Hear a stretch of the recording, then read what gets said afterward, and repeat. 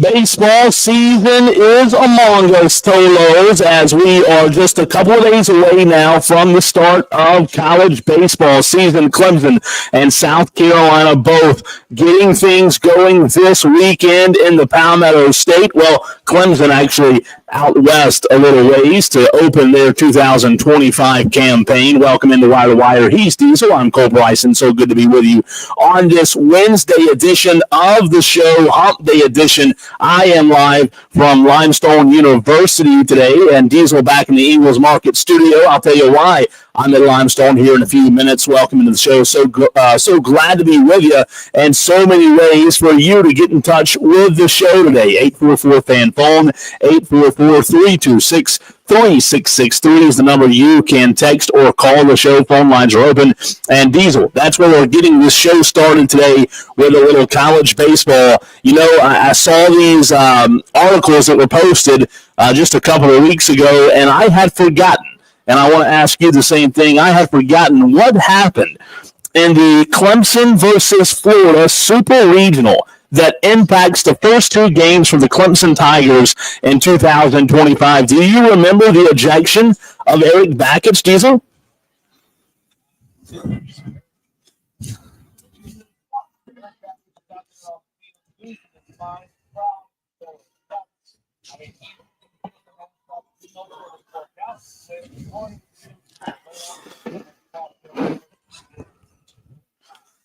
It has. So it's interesting. Eric Bakich will be calling the first two games on the radio, Diesel, from the hotel room. That's where he'll be. He will be in Arlington with the team. However, he will be in the hotel room on the radio broadcast while he serves his two-game suspension. It was Clemson's Super Regional finale,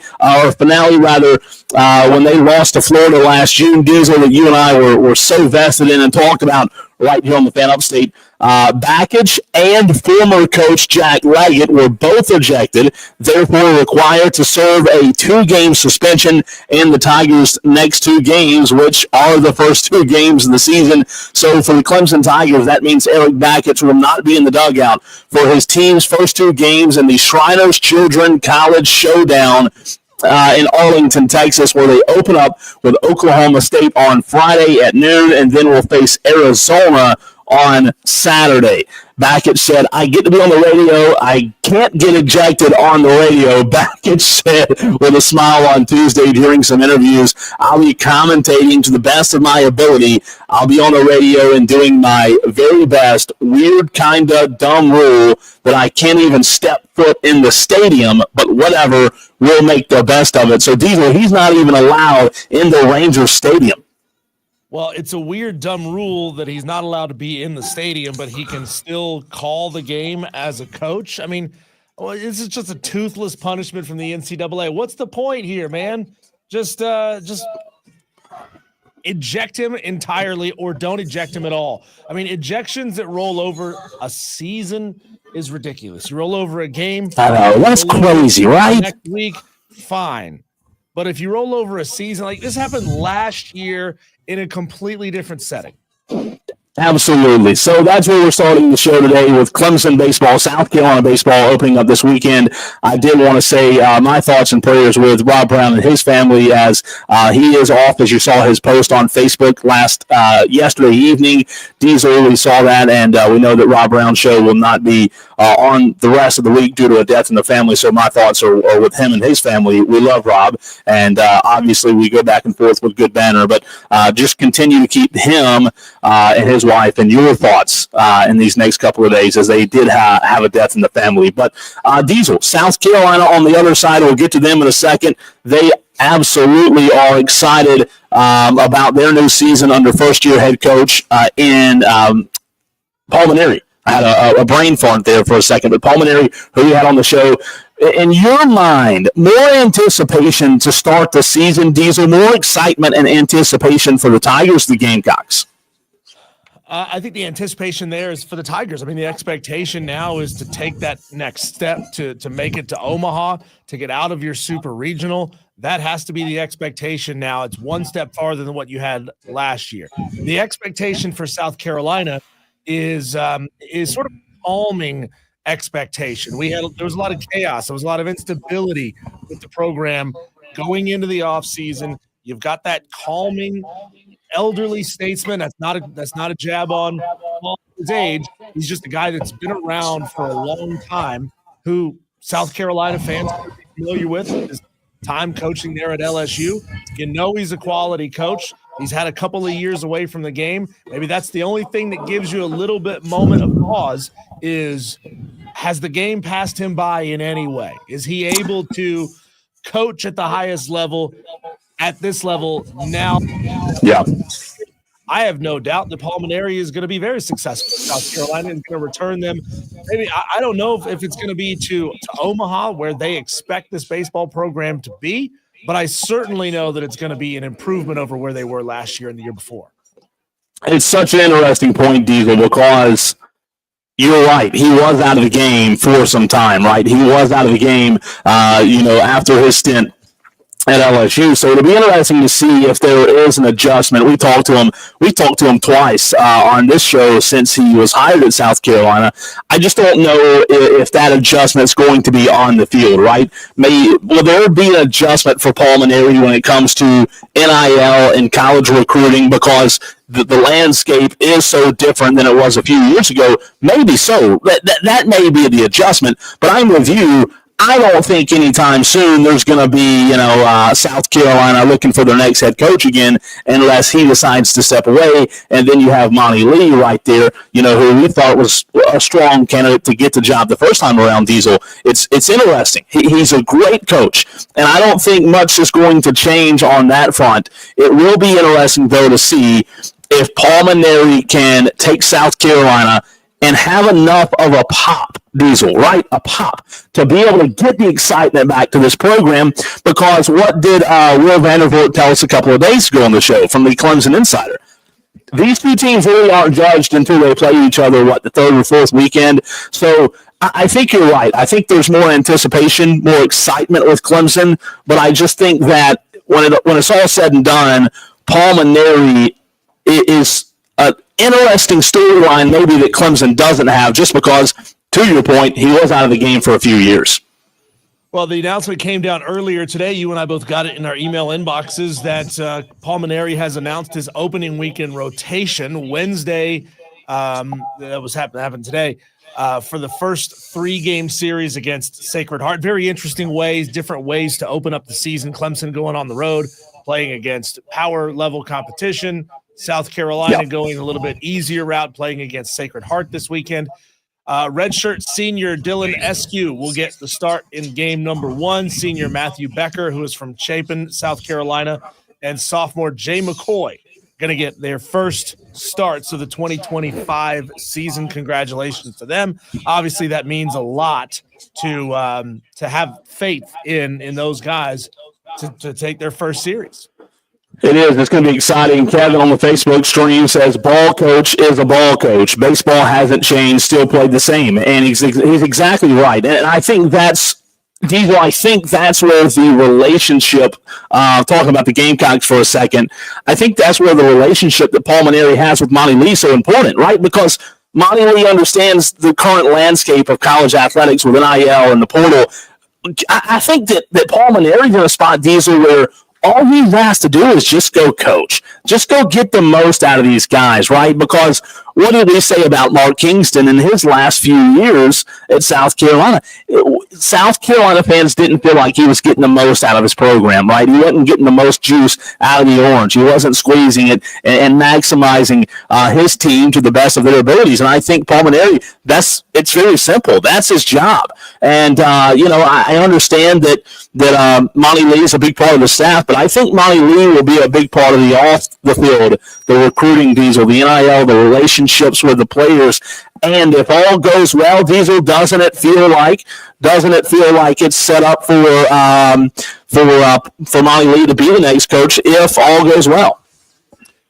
Yeah, I think Monty Lee is going to be around. Paul Mainieri is going to be around for a while. I think he's going to be a positive, calming influence on this team, on this fan base. Again, when you have somebody coming in with the amount of experience and familiarity that they have with Paul, and that Paul has with this program, and the amount of respect that Paul has for this program, he's not coming in trying to change everything. He's not coming in trying to change how they do things, trying to change the culture. They did a fantastic job keeping a lot of guys on roster who were there last year. The best of the best are sticking around. Of course, anytime you have a coaching change, some guys are going to take off and head off for greener pastures. But, I think Paul's going to come in, kind of foot on first base already and take this program back to where fans want it to be. Again, am I predicting a super or am I predicting Omaha this year? No, that would be a stretch. If they get there, awesome. But, a regional should now be the expectation for South Carolina this year. Omaha is the expectation for Clemson. And you know what? I think there's so much disrespect that Paul Mainieri talked about in his opening press conference just a couple of weeks ago, right? Like there's disrespect. And look, preseason polls in baseball, we know how they are. They're, somewhat meaningless. But he talked about there being a lot of disrespect, Diesel, from his standpoint of coaching a long time. And what did he tell you and I? He said, hey, I've never had a team enter the season unranked. Right? I don't know what this is supposed to feel. This feels weird. It felt weird to him, and I know that, to your point a few minutes ago, I know that they will be, in my opinion, I think they will be ranked in a few weeks, few months, because I think they're going to be a much improved team in the SEC. Even though the SEC is tough, I think it's going to be a lot of fun to follow the Gamecocks in Paul Mainieri's first season. Tolos, want to hear from you. The stream lighting up, 43 in the stream right now. We're live on Twitter, Facebook, and YouTube. Good to see T. Swizzle, Wesley, Kevin, so many already in the stream. I work on my stream audio during the break, Tolos. I know it could get better. Wesley said it sounds like I'm talking to a Taco Bell drive-through speaker. What kind of tacos do you want there, Wesley? You want extra beef, extra? I don't know what you're looking for, but a little Baja Blast on this Wednesday. What crappy weather. I don't know if it's gotten better over where you are, Diesel in Greenville. I'm at Limestone and Gaffney. It was horrible weather today. Yeah, no, not a bit. It's been cold. It's raining. It's raining hard. I was telling you before we came on the air together, my backyard has turned into a swimming pool, as it does anytime we get this kind of rain. Dog won't go outside. I know he's got to pee. He knows he's got to pee, but he won't go outside. So he just looks at me and complains like, dude, the solution. It's go outside and do it anyway. But like, hey, you can stop the rain, right? Right. Yeah. And he'll look at you. He'll go bang on the glass and look at you. Yeah. Can you make it stop raining? No, I can't. So where you're going this weekend, is it fake snow or does the rain hurt it in a way? I mean, how does that work? I'm going up to Beach on your Mountain. Snowboarding. I'm going up to Beach Mountain to go snowboarding Friday and Saturday. As of right now, let me see what the forecast is in Beach Mountain. I know this is fascinating radio for a lot of our Tolos. Tomorrow, I've never been though, Diesel. Friday, we're going to see a low of 20, which is great for snowmaking. That is great, yeah. Assuming they have good snowmaking capabilities, like lots of snowmaking equipment to be able to replenish, because they're getting a lot of rain up there too, Cole, and that rain turns any powder that might have been around, turns it into ice, and that's not going to be fun to snowboard on. But as the weather gets down into the 20s tomorrow night and Friday night, that is peak perfect snowmaking weather, and they'll be able to blast a whole lot of fresh powder out there first thing for Friday morning. Saturday, it's going to be a little bit tough. Now, the high temperatures aren't going to be so bad. Friday, 45. That's a little warm to go out and ride. I like it when it's more like 37, 38. And then Saturday, high of 52. I think Saturday we're going to get rained on again. Are you? I mean, have you been a lot in terms of snowboarding? Yeah. When I was at App, I worked at the ski mountain, so I got free lift tickets. So I was out there all the time. I was snowboarding 2-3 times a week. So I don't think that's fair. I don't think I've never been. I've never, not one time been. It's like 2 hours away. Well, you know what? I think that's a great idea for me to plan a trip. I don't know, man. I don't know if I could do it. I really don't. I don't know if I could do it. If I could, I'm up for a challenge. I'm up for a challenge without a doubt. But I don't know. It sounds a little challenging. How about a tube? Can I take a tube? At some mountains around here, you can. Not at Beach Mountain. Just go down in the tube. I had somebody tell me last night, love your first few segments yesterday of the show where you were destroying company property. So appreciate the Tolos who saw that yesterday, and we're white men can't jump. Away with it if you keep talking about it, Cole. Oh, you're right. That's true. That's true. You gotta leave it alone. Stop saying the words, okay? Maintenance crew came in overnight and they vacuumed up all the little pieces of the ceiling tile that broke down. So there's no evidence. Tolos want to encourage you to make sure you have the free Odyssey app downloaded, AUDACY. Diesel Clemson opening up. Let's look and see where both teams are starting the season. I just mentioned Clemson a couple of minutes ago. They are opening up at the Shriners Memorial Baseball Tournament in Arlington, Texas. They have Oklahoma State on Friday, Arizona on Saturday. Eric Bakich will not be coaching those two games if you just tuned in due to his ejection towards the latter part of last season in the Super Regional against the Florida Gators. Then they have Ole Miss on Sunday. That rounds out the Shriners Children College Showdown. And then Clemson, the first time you can see them in action is next Wednesday at home, Presbyterian College at Clemson, Wednesday, February 19th at 4 o'clock. They have VCU, North Carolina, AT&T, and Winthrop, all before the South Carolina Series. Diesel, for the Gamecocks, they open up this weekend, Friday, 4 o'clock, South Carolina hosting Sacred Heart. Sacred Heart, you are a Diesel. I've never met anybody in my life that is as talented as you when it comes to mascots. Sacred Heart? I'm going to say that's tough, right? That's a hard one. Sacred Heart. I feel like this is low-hanging fruit. I'm going to say the Sacred Heart Bulldogs. Pioneers. I would never got that. Yeah. I don't even know what state is Sacred Heart in? That is a great question. They are in, let's see, Sacred Heart. I don't know, man. Is it Connecticut? Connecticut. You're kidding me. So, well, that makes sense because those northern teams come down here to play, right? Yeah. To open this. Real known for its baseball, that's for sure. Yeah, absolutely. So South Carolina opens a 3-game series this weekend at Founders Park. The first time you can see Pulmonary, Sacred Heart. The Gamecocks next Tuesday are in Rock Hill at Winthrop. They have Queens and then Milwaukee and then Gardner-Webb on Tuesday, February 25th, all before that Clemson series. It's a 3-game series. Setting up to start 10-0 before you face the Tigers, huh? Well, both teams could. I don't know if Clemson will because they're facing some tough competition out in Arlington, right? But no, you're right. South Carolina before that Clemson series, man. It's those northern teams. It's some teams that you're feeling out, right? You're trying to get a sense of some bullpens guys, some arms, your starting rotation, and it's just like we talked about, man. You really can't judge either one of these teams until that weekend, and then you get into conference play, a few weeks later, and then you kind of have a little bit better idea. But I'm excited about it, man. We had a lot of fun. We started the show last year, right in the middle of March, I believe, and right in the middle of college, or kind of toward the beginning of college baseball season. And Clemson really good last year, South Carolina not so much. They move on from Mark Kingston. First year with Pulmonary, going to be a lot of fun. I do believe they will finish as a ranked team. I don't know exactly. The SEC's loaded. It's tough. We'll see when it's all said and done where they finish. But last year they were 13-17 in conference. They were 37-25 overall, 13-17 in conference. Clemson went 44-16, 20-10 in the ACC. I don't know, Diesel. 13-17 in the SEC. I would look for, much closer to 500, if not above 500 in Pulmonary's first year, right?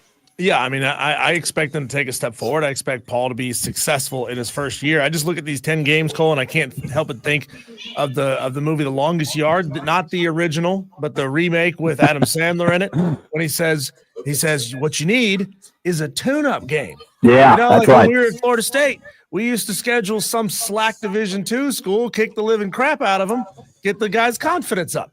That's right. By the way, do you know what school he named as that slack Division II school that they would beat the tar out of? No. They named App State. No. They were Division II, and then App State invited Adam Sandler to a game. and he I had no idea. show up. I should have known, though, with you asking me that. I really should have. But it's good, man. It's exciting times. I think Clemson and South Carolina baseball could both have a really good season. And we'll obviously, as the season goes on, hop back more into that, a little bit more in depth. It's Wire to Wire with Diesel and Cole Bryson on the other side of the break. Cole, you were on location at Limestone University for a very special event, and we're going to have a very special guest on, Charles Wyatt, Limestone's Vice President for Communications and Marketing. He's going to join us on the other side of the break right here on the Fan Upstate.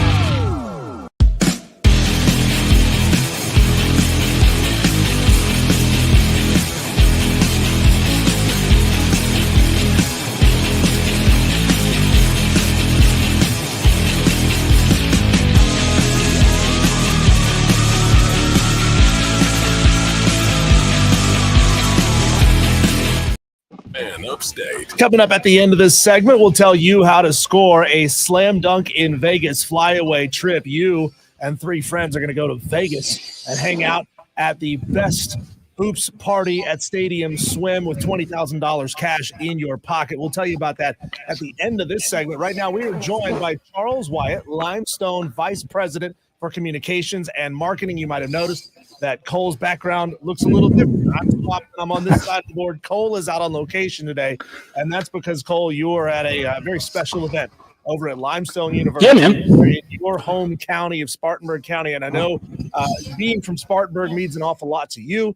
And so bringing some attention to this fantastic campaign really is near and dear to you. So first of all, let's go to Charles and see if you can give us kind of a general overview of this whole event that you've got going on. Yeah, hey, Diesel, man, thanks, man. It's good to see him. Hey, Cole, we haven't done this in a while together. Diesel, I warned him. I said, anything Charles said about me, just don't believe it. First things first, don't give Limestone to Spartanburg County. We're over in Cherokee County, but we're close to Diesel. No. Hey, I live in that story. We'll take it. No, Diesel, we're excited, man. But, Limestone University, founded in 1845. And we'll talk a little bit about that history in a minute. But we're launching today this brand new incentive that we're calling we completely did Championship Focus. I gave it different notes. Our Championship Focus campaign that we're trying to raise $1.5 million to do some upgrades that our student athletes need, that they deserve. And guys, it's kind of crazy. You think of, again, right? We joke about it. It's Limestone, Spartanburg, and Gaffney. Yeah. I feel like we're kind of one of the best kept secrets in the upstate. Exactly where is Limestone? It's here in Gaffney. It's been here since 1845. People don't realize, guys, Limestone University, Division II, right? We're not Division I. We're not up there, Carolina, Clemson, but Division II. We've got the second largest athletic program in the nation. Really? And so I tell you, this is where I try to equate it when you say, when you need to raise money for your student athletes and do things, because we don't have the funding sources, right, that those guys do. Yeah. I'll tell folks, I'll say, how many student athletes do you think University of South Carolina has? And thousands. No, about 500, 550, right? Clemson University, 550. That's about the norm at those schools. Limestone has over 800 student athletes, right? And that's our growth model. I mean, that's what we do, right? Because we're not full scholarship, we're not NIL, right?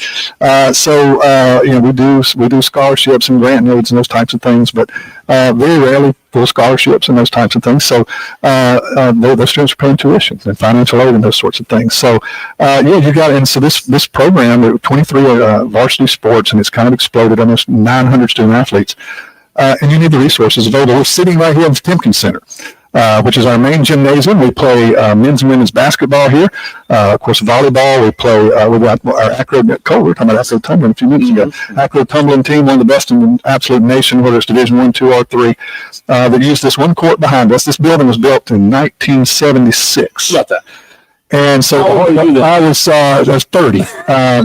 Feels like I was 30. And it's funny, I grew up, we were like 2 blocks from here, right? So I was about 10 then, I guess. Yeah. But this building was built in 1976, so the hardwood floor was put in 1976. In 1977, some type of water line or something broke. Right? Water, I don't know if it's a sprinkler system or what, flooded the court, this over here to my right, and it had to be replaced. So it was a year old, and it had to be replaced. Wow. In 1977, it has not been replaced since. Wow. And so we've, but it looks, you've seen Cole, it's spectacular, it looks great. But we've sanded it as much as we can sand it, right? And then it really starts becoming a safety concern. Yeah. So that's part of this campaign. The $1.5 million is to replace the hardwood court, because it doesn't just affect our men's and women's basketball team. It affects volleyball, it affects acro tumbling, wrestling. All of those use this gym. Sure. So that's part of it. And then, but I think the biggest thing, and one of the biggest parts of this, and Stacey Aldrich is going to come on. She's our chief fundraiser here at Limestone. She's our VP for advancement, and our president, Dr. Nathan Copeland, who's been here a few months, will be on and probably talk a little bit more about it too. But one of the things that we added that's new to Limestone, and I think has kind of put us on the map, we added football 10 years ago. And so with that, we added about 200 student athletes. Now we don't own 200 helmets. But we have 200 football players, right? And so you got your red shirts, your gray shirts, you've got your practice squad, you got all that. But all those students come, but they've got to have a place to dress. They've got to have we've got to have a visitor locker room and those sorts of things. So we have a beautiful facility over at athletics called the Bob Campbell Fieldhouse. But it wasn't really built to host 200 football players. So that $1.5 million that you're talking about in this championship focus that Limestone's doing, and by the way, this is Charles Wyatt that's on with us. Charles, that $1.5 million, how far can that be stretched? It's the Center for Athletic Excellence is what we're calling it at the Bob Campbell Fieldhouse. That'll get us a locker room that we need, meeting facilities that we need, not just for football, but for all of our teams. A tutoring center for, again, 800 so student athletes. The new court here at the Timken Center at Saints Field. Again, we have folks remember we started football in 2014, and one of the things that we talked about was we play at the reservation, right? Everybody knows Gaffney football. We play at the reservation, and we do it, and it was a great relationship. Beautiful facility. I think it helped us get into the South Atlantic Conference. But we realized after 8 years, every game's a road game, right? If you forget a pair of cleats, you got to drive across town to get them, right? And then your students can't walk to they can't walk to the games. It made every game a road game for us. We made the decision to move our games to campus onto a field, Saints Field, where it was hosting our soccer games and our lacrosse games. Wasn't really built for football, and so we've put stands in. So we need more seating because when you go over several years in a row, you don't really need a whole lot of seats like that. But when you go 8-3, back-to-back seasons, make the national playoffs, Jericho Cottrey is your head football coach. Your former head football coach is Mike Furry. That's the wide receivers coach down at Carolina. He came in, changed the culture. The football program has exploded. And we have 2,500, 3,000, 3,500 spectators per home game, but we don't have that many seats. So we've got to expand the seating there. Founders FC baseball stadium, we need some stuff done to the fencing there. And then at our softball field, we need permanent dugouts and those sorts of things. So we're rallying the troops with this campaign. We haven't done it since our new president has been here. And this is our first really athletic campaign that we're going to put together and try to raise this 1.5. And we're part of the way there. We're, I think, over 200, 230. So today's kind of the formal unveiling while we're down here doing the show. About 5 o'clock today up in our Legacy Lounge, our president will go up there and make the formal announcement. That's awesome. Charles, Yeah, man. I want to clarify something you said earlier. Sure. You said 800 plus student athletes on campus. Yeah. The second largest athletic department in the country when you refer to the number Division of II. scholarships. Yep. Is that Division II or is that Division II? No, Division II. Yeah, absolutely. That's huge for Yeah, crazy it is. Can you talk about what that means or how that looks and makes a campus look different? Absolutely. Compare it to any larger Division I program when you just have such a high percentage of your student body that are athletes. Absolutely. There's challenges, right? With that, it's not a secret. We want to grow our campus. We need more non-student athletes because, can we just be honest, they're cheaper, right? Football players have got to have those helmets, those pads, and those scholarships and things. So it grows your enrollment, but it also grows your cost. But the atmosphere on this campus, especially since we started football, is tremendous. I mean, the students that come here, they have a great experience when they come here. And again, talk about the biggest secret around, right? We have 5 national championships in lacrosse. Wow. We have 11 national championships overall. We're a powerhouse in men's lacrosse. Yeah. And now there's some others trying to catch us. Lenore Ryan has made it to a national championship. But we've played for 12, I think. We've won 5. But these are, and think about this. And we joked, right, about it, that Limestone's here in Gaffney, in Cherokee County. When Limestone's in session, we've got about 1,100 students on our campus. We have another 500 or 600 that are online. And so we've got 1,500, 1,600 students. But here in Gaffney, when Limestone's in session, when these students arrive in August, the population of Gaffney increases about 10%. Now think about that. So when you own a restaurant, you open a business, all of those things. Limestone is one of the biggest employers in Cherokee County. And I think it's probably, we estimate our economic impact in Cherokee County over $100 million a year. Wow. When you talk about just what visiting teams spend to come here, the visiting fans, what our fans, that economic impact over $100 million a year on this local. Can you imagine if Limestone wasn't here in Gaffney as a small college town? Yeah. So it's been, it's a great relationship. And think about it, it started in 1845.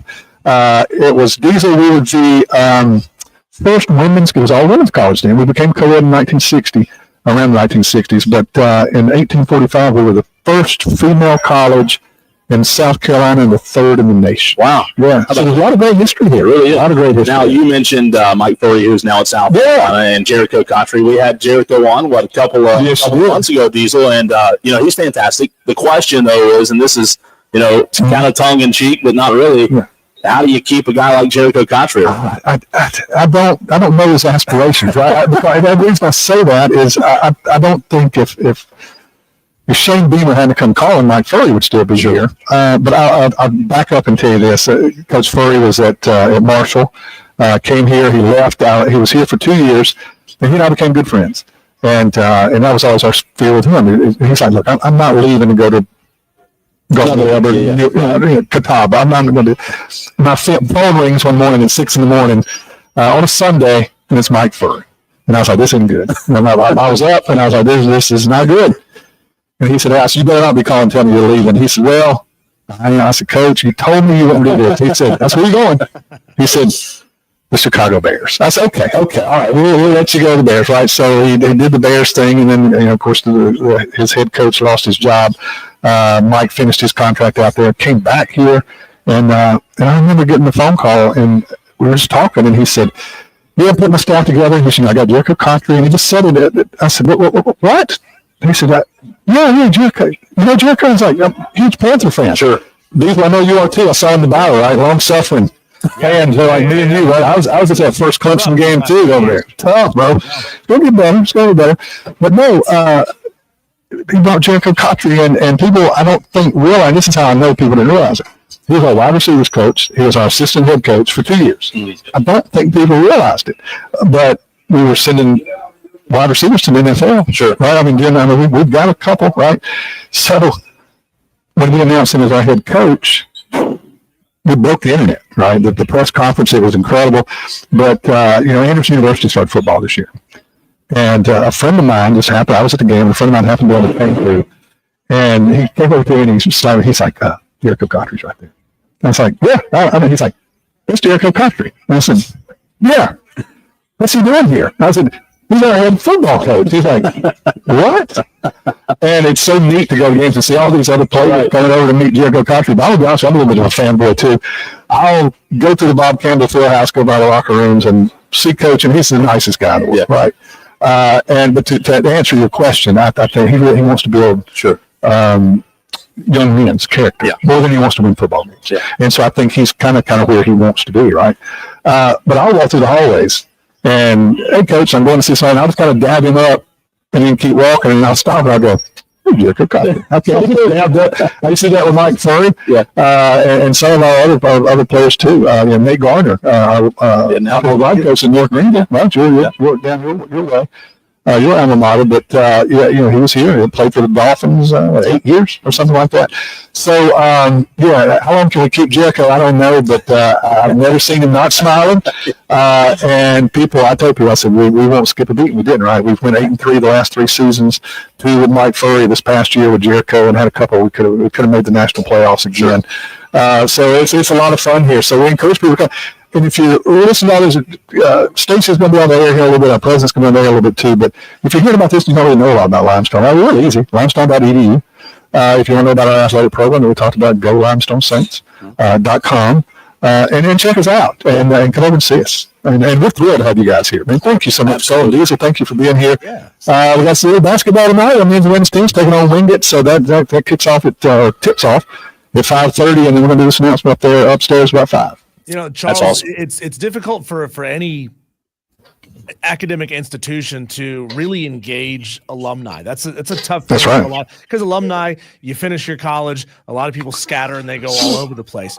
Can you talk about how, number one, bringing in Jericho Cotry as your head coach, bringing in football 10 years ago, all the national championships that you've achieved in lacrosse? By the way, Lenore Ryan is my hometown team. It's really? You're a Hickory guy, huh? Riding my bicycle to their campus 3 to 4 times a week because it was close enough to do that. Can you talk about how all that success that you've had and all the new exciting changes has really engaged an alumni base and brought them back to campus more than ever before. Right. And we've got about, I think we estimate about 20,000 living alumni that we have, and a bunch of those in Cherokee County. First things first, Diesel, I'm just going to tell you, brother, we'd love to have you here on campus. You show up in a Ryan shirt, polo, they'll find you floating in the Broad River, brother. We're not having it. That's our rival. We're not going to do it. But no, I think that's part of having a school that is so athletics heavy, right? Is our lacrosse alumni, they're as good as they get. They were just here last week, 25th anniversary of the program. And so those national championship teams that you're talking about, the 5 championship teams, they get together all the time. Yeah. We just celebrated 10 years of football, and we had them all back. Wow. But it's that way across the board, right? If it's men's and women's lacrosse, if it's field hockey, we're a national power in field hockey. We just hosted the national championships for field hockey Division II. Yeah, right. We work with one Spartanburg, and for a bunch of the championships, they were trying to get to the upstate, and we're one of the few schools in this area that does field hockey. So we played the Final Four, and the playoffs is the Final 8. I think we finished 9th. Wow. We barely missed the playoffs. But no, all of those, I think that's kind of what makes the alumni special, is because, as we all know, right, if you got a friend that's in history class, you boys, and you hang out, but you're going to hang out after. Sure. If you just meet in class, right, or you're in the cafeteria together. But if you're getting up at 5 a.m. and lifting weights together, if you're on Saturdays, blood, sweat, and tears on Saints Field playing football, it builds that camaraderie that you kind of never forget, right? Whether it's high school football, college football, or any of those types of sports. So I think Limestone's alumni base is probably as engaged as any that you'll ever find. That's awesome. Yeah, we'll take a break. And Stacy, that you talked about, Stacy August. She's in the house. I see her. She'll hop on with us in the very next segment. Also, totally want to let you know you can continue to watch the show live on Twitter, Facebook, and YouTube. As I am at Limestone, we'll take a quick break and come back and continue the conversation. Focus.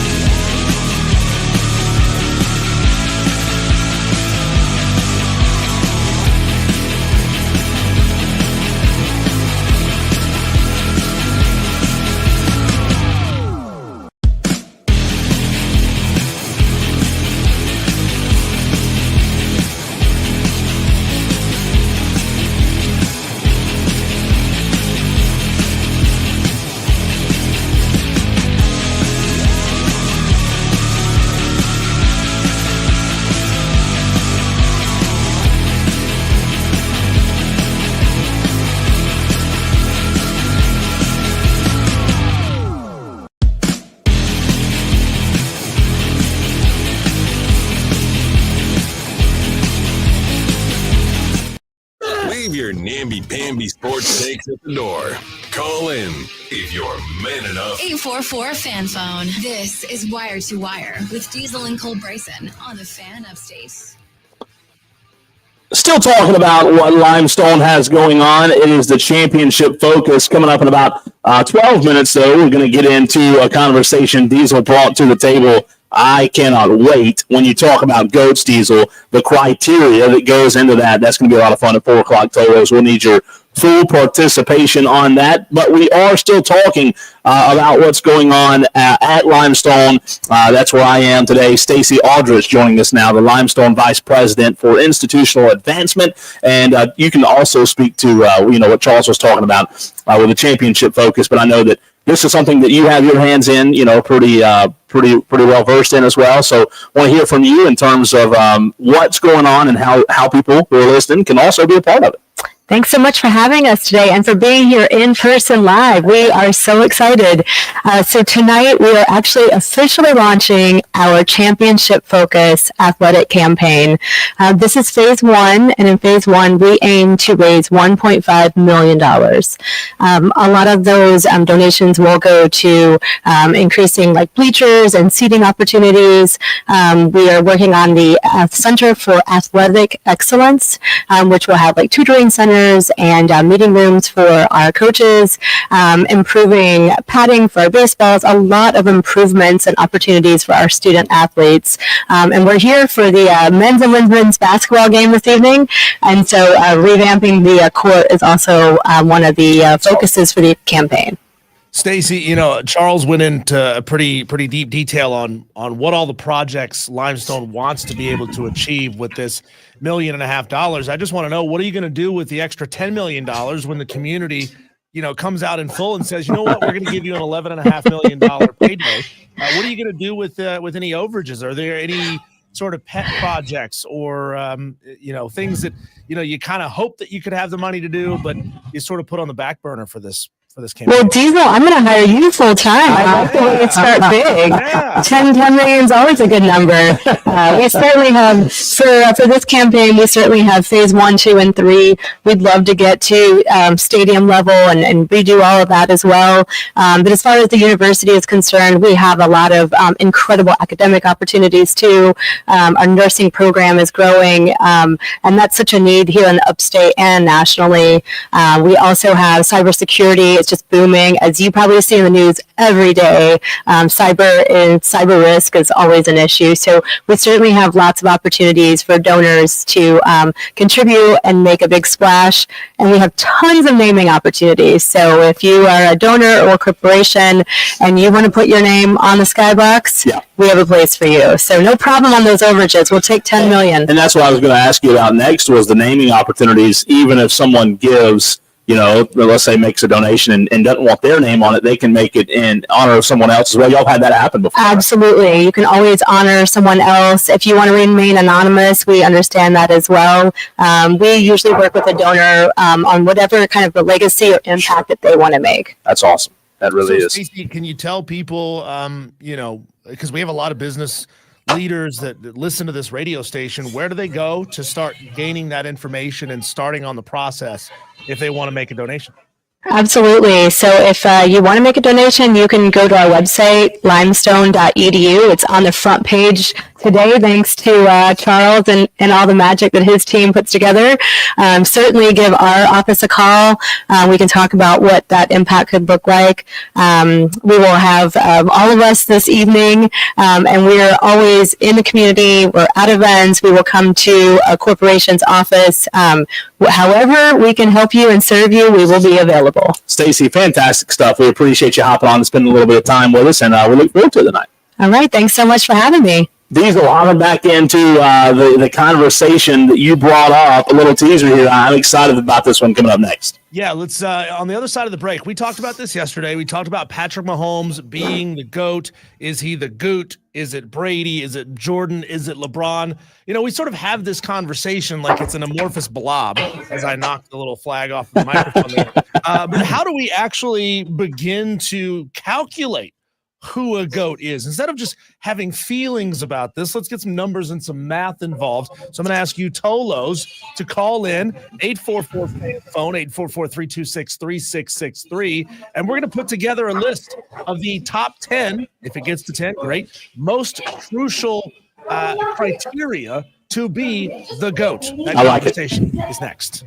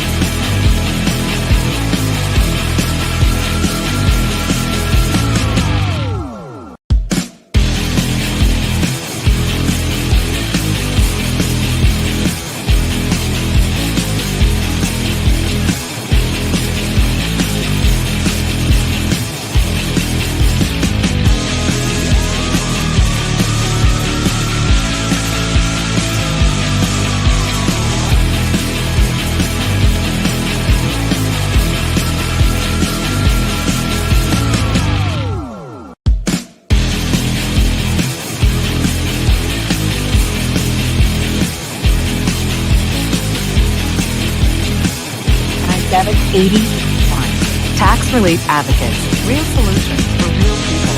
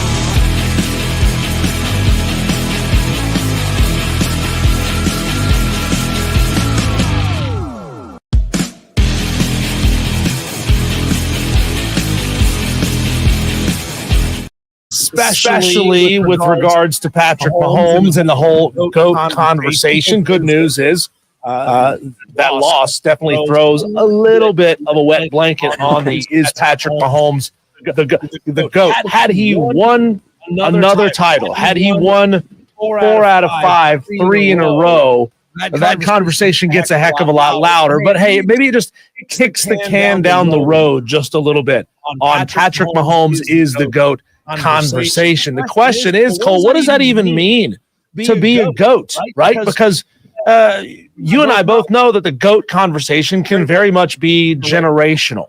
The conversation between LeBron and Michael. Yeah. Michael and guys that played before him, Kareem, Bill Russell, guys like that. You know, there's probably still a lot of people out there, maybe Harold, who think that Bill Russell is still the GOAT of NBA all time. And there's very much a chance to make that argument, as JB on the stream says. Bill won 11 titles. So how could you say that Jordan was a better player when Bill Russell won more championships? So in this segment, Cole, I thought it'd be fun to actually create some criteria. How do we decide who the GOAT is? I like that. I'm going to let you, me, all the Tolos have the input and make the decision on what the criteria should be. Now, you can also move criteria up and down the list if you can give us a compelling enough reason why it should be where you think it should be in, for example, the top 10 list. But before we get too deep into that conversation, Cole, we got to tell everybody that you have a chance to win a trip to Vegas, a slam dunk in Vegas flyaway trip. You and 3 friends or 3 strangers, whatever you want to do. It's your trip. You do what you want to do. Can fly away to Vegas, get round trip airfare and accommodations for 4 in Las Vegas, plus $20,000 to play around with while you're out there. Enjoy the first 2 rounds of the college basketball championships. Stay at the Circa Resort and Casino Las Vegas, an absolutely beautiful venue, premium sports viewing destination, and visit Stadium Swim, a March hoops party at Stadium Swim that's just literally an amphitheater, swimming pool, and music and live viewing venue all in one. It's crazy. Big TV too, right? Pretty big TV. It's really big. You think? Yeah, I saw a picture. I've never been, but I saw a picture of it online, and it looks like a fantastic opportunity. So a chance to go to Vegas just by listening on the Odyssey app sounds pretty good. And I do think to JB's point, Diesel, I do think rings should be a criteria. I do. I don't know that they should be the end all be all, but they're 100% a criteria. Here's a good way to look at that, Cole. Okay? I remember seeing a couple of years ago, but I'm sure it probably still applies. Samuel L. Jackson was technically the highest grossing actor of all time. When you combine all the movies that he's done into one big pot, his movies have made the most money of all time. Well, that sounds really impressive. Sure. You could say Samuel L. Jackson is the greatest actor of all time. Yeah. You certainly wouldn't say he's Daniel Day-Lewis, right? You wouldn't put him in a Meryl Streep category. So let's see if we can kill that other microphone. We're getting a lot of background noise on that other one. My bad. So the question becomes, is Samuel L. Jackson the GOAT of acting? No. Well, how did his movies make so much money? Because he just so happened to be in Star Wars, right? And he gets credit for being in Star Wars when he was like a 15th level character down on the list of characters in Star Wars. Yet he gets credit for that. There's a lot of guys who have found themselves on championship winning teams and have won rings and won titles who weren't necessarily all that crucial to them winning championships. Sure. So that's why you have to look at the nuance in some of these conversations sometimes. No, I like it, and I want to hear from the Tolos as well at 844-FAN-PHONE, 844-326-3663. Also, right now on the stream, where you can watch the show on Twitter, Facebook, and YouTube. JD just joined in on the YouTube stream. JD, good to see you. As always, DB as well. That criteria, what other criteria are above rings? That's my question, because JB was the one, I believe, a minute ago talking about rings. And Diesel, your point's right when it comes to who was it? Was it the actor? Samuel. Yeah, I think that's a valid point. Again, I think that, you know what's funny about this conversation? Everybody's criteria is different. as long as it fits their narrative, right? Like, Sure. even me. Let's pick on me, for example. I'm a big LeBron guy. You know that. My criteria for LeBron being the GOAT is different than, let's say, Babe Ruth being the GOAT, right? In the MLB and baseball. It's because my criteria, I'm trying to make sure, Diesel, that it fits my narrative of LeBron being the GOAT. So it really all depends on what the person or who they're trying to push as the greatest of all time or the greatest of our time, which, by the way, I do like that greatest of our time as well. So Cole, here's an initial list. I want you to add a few to this. I want a couple of our Tolos to add to this. And if you think I say something that absolutely needs to be stricken or moved down the list, let us know. Cole, take it over for 1 second while I grab this phone call. You know what? I do think I'm going to add a few things to my own list as well, and Diesel's getting the phone, so he's going to go through his criteria. I'm going to add a few of my own criteria for calculating the greatest of all time status. I want to hear from you, Tolos, as well, again, at 844-326-3663. It's interesting, as each and every person, well, I'm sure, will have a different criteria. Unfortunately, the Tolo dropped the phone. So do us a favor, give us a call back. We'll get you right on the line as soon as we can.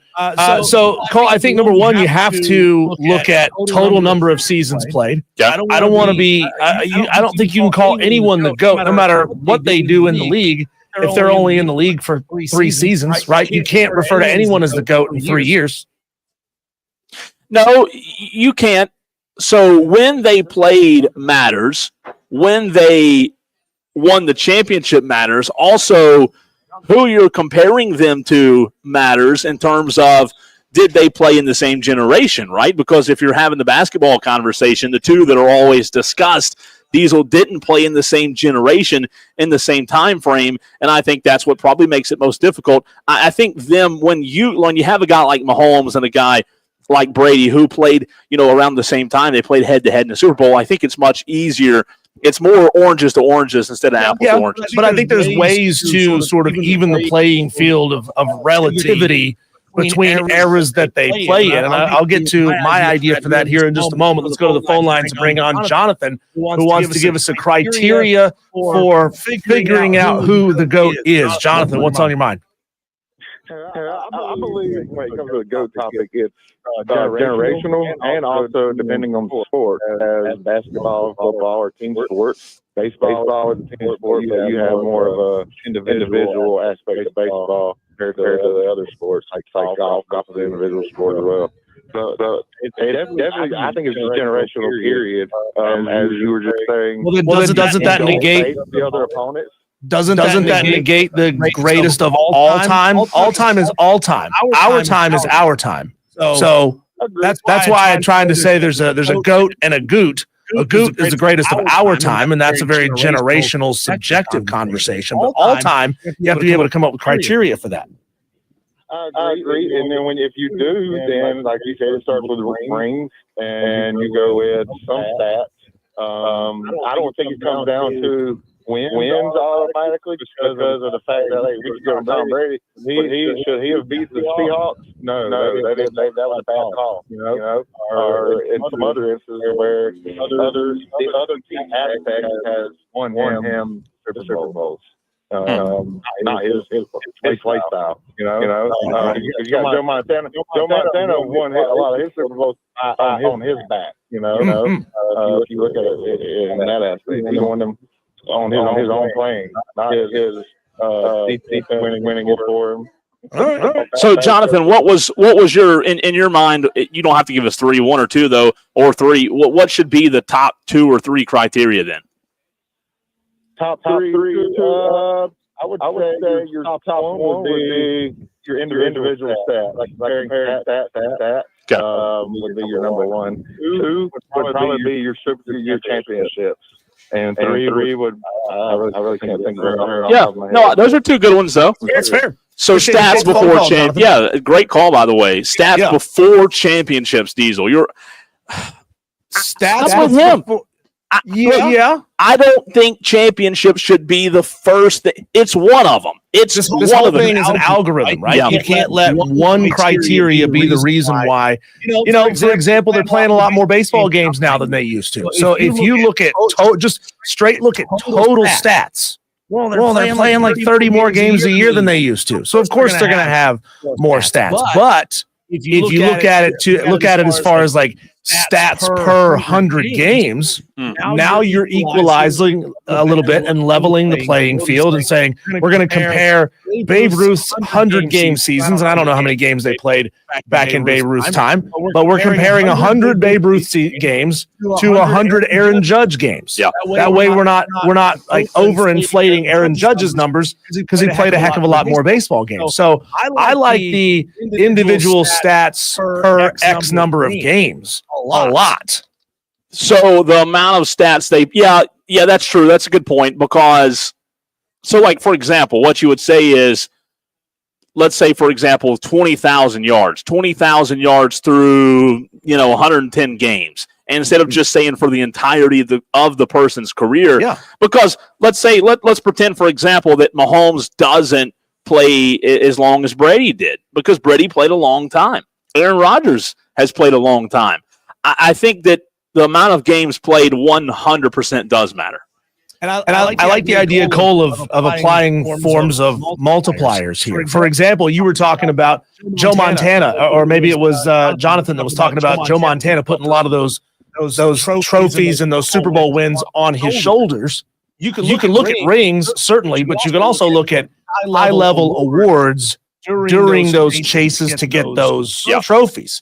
So if you're talking about Joe Montana winning a Super Bowl and also winning Super Bowl MVP, it sort of multiplies and makes that, look more like his accomplishment because he was labeled the MVP or Player of the Year or Player of the Week in pursuit of that trophy. A lot on the text line coming in. Let's see. From the 344, texter says criteria should be championships, individual stats, leadership abilities. Maybe we can break down GOAT and make it an acronym. Let me see if I can do it. Let's see. That is from the 344. From the 838, hey, Diesel, I don't know if you can use how long they played because you look at Jim Brown. He only played 10 seasons, and we consider him one of the greatest running backs, and Barry Sanders was another one. Put him play many seasons, yet he's considered one of the top backs. That comes from Tolo Steve. But Tolo Steve, you said you consider him one of the greatest running backs, not the greatest running back of all time. So you can certainly look at somebody who only played 5 seasons and say that guy was great. Right? Like Bo Jackson's career was cut short because of that terrible injury. You can say that he was a phenomenal running back and should be considered one of the greats. But injury, unfortunately, is a fact of the game, and you have to factor that in.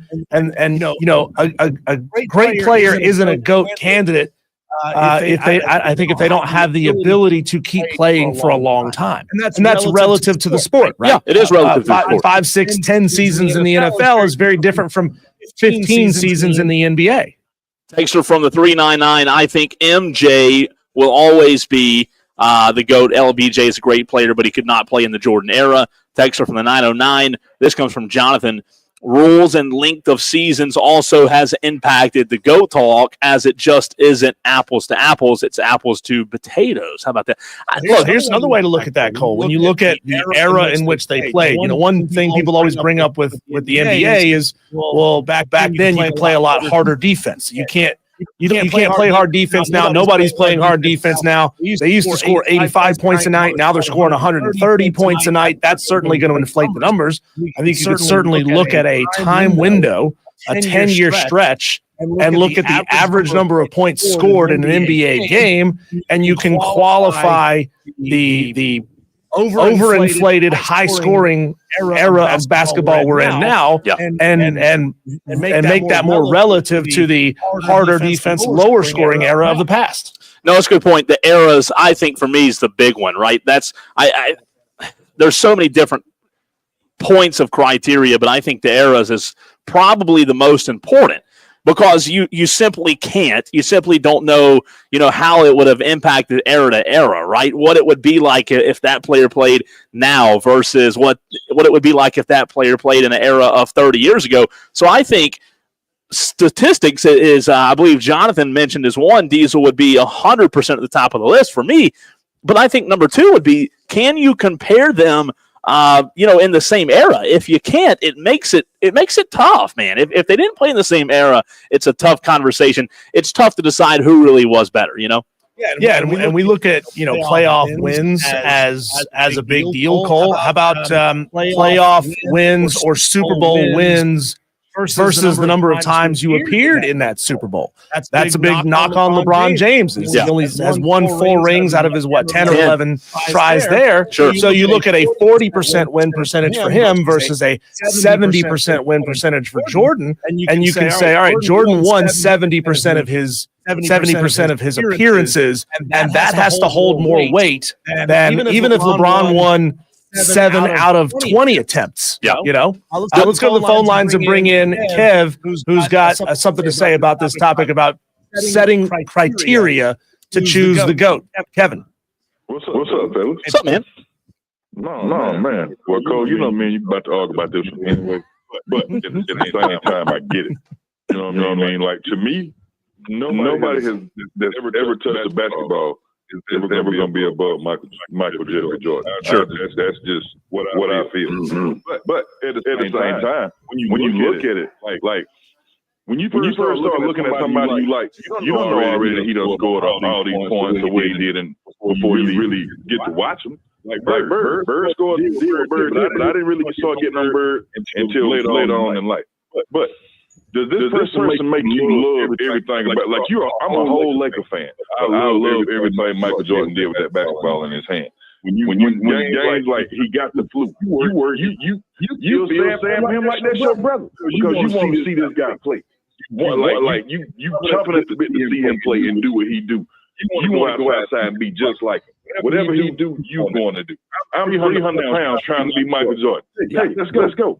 I mean, but that's it. And then anything that he does stat-wise, it's just more of why I love him.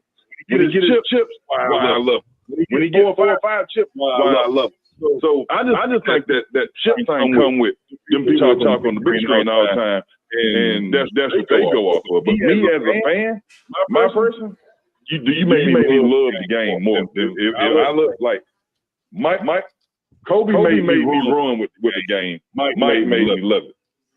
But what should be the criteria for you then, Kev? What should be the number one? Number one. When you touch that floor, do you give everything that you got and to will your team to a win? Will you do everything? You ain't gonna give it to me like that. I don't care if we're playing 0-10 team and we 10-0. You ain't playing just as well. We know we're gonna beat them by 30. You still go out there to crush their dreams of even getting a win tonight. I love you more for that. Like Allen Iverson, no championships, but I'm almost putting him up there with Michael Jordan just because of the heart that he put into the game. And so that to me is just what I love that you do. Yep. Okay, to your point there, I don't know if you were listening to the show yesterday in this conversation. I don't know if you're I don't know who your NFL fandom where it lies. But let's just pretend for a moment that you were a Carolina Panther fan and you heard what went down yesterday and the day before that with Cam Newton and his selfishness and him saying that he walked into a locker room full of losers. If you had previously looked at Cam Newton as the GOAT Panther of all time, would that change your mind because it changes the way you love the game?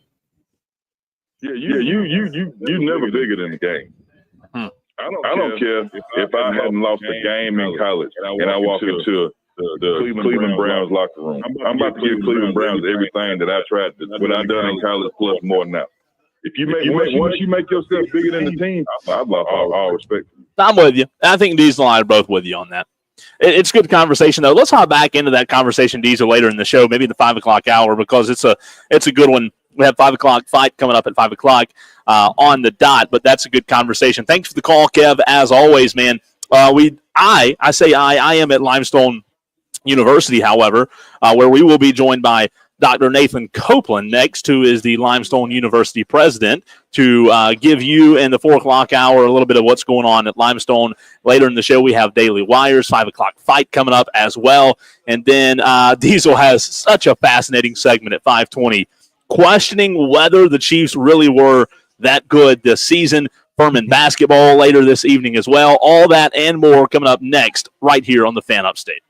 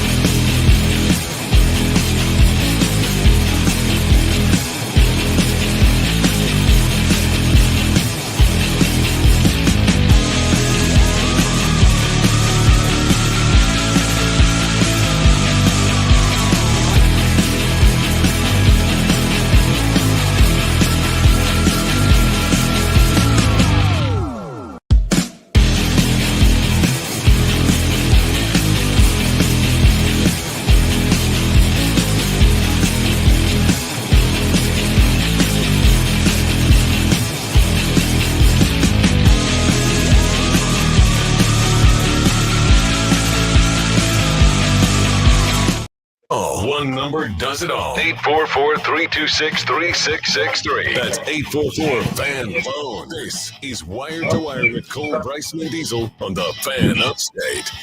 Hour number 2 rolling along right here on the Fan Upstate. So glad to be with you on this rainy, dreary Wednesday edition of the show. 97.1 Spartanburg, 97.7 Greenville, anywhere in the world on the free Odyssey app. You can also watch the show live on Twitter, Facebook, and YouTube. Diesel's back in the Ingles Market Studios. I am live at Limestone University, being joined by Dr. Nathan Copeland, the Limestone University president, to talk about the championship focus, advancing Limestone athletics campaign, which I think is a great name, by the way, championship focus, it being sports related. Do you get credit for the name there, Dr. Copeland? I get no credit for the name, no credit for the name. I also don't want credit for the rain, but no credit for the name at all. We've got some really talented people here. And it really speaks to a lot of the championship focus speaks beyond the fundraising campaign. At Limestone, we're working on developing student athletes who not only win on the court, but off the court as well. Sure. And you know what? It's awesome. And Diesel, by the way, back in the Ingles Market Studios, you met him during the break. It's really awesome to hear Charles and you and Stacy talk about it because there's so much going on. But for those that just tuned in, kind of unveil what's going on tonight and why I'm here. Yeah, so we're really excited. Tonight we're going to launch an athletic campaign for some facilities, some equipment, and just better ways to serve our athletic department. We're launching a $1.5 million campaign. We've got about $250,000 that are already raised before the official release of the campaign. So we're off to a great start. That's awesome. Dr. Nathan Copeland, Limestone University president, joining us here on Wire to Wire with Diesel and Cole Bryson. Talk to us about the relationship that you have with the Gaffney and Cherokee County community. I got that wrong the first time earlier in the show. With the local businesses and how involved they like to get with Limestone and with this project. We've got some phenomenal community partners. House of Pizza is one of them. Hank and Michelle Jolly, who are dentists in town, they're actually the ones who initially kicked off the championship focus campaign with a $75,000 match. Really just kind of spurred that along. We have a lot of community partners. Just this past weekend, I was jumping in the pool for a polar plunge with the Cherokee County YMCA. Yeah. It's just another way for Limestone to kind of really engage with the community as we're trying to get the community to engage with us. We have a lot of opportunities. This past football season, we had a Cherokee County Day. Where we allowed the students from Cherokee County schools to come to our football game for free.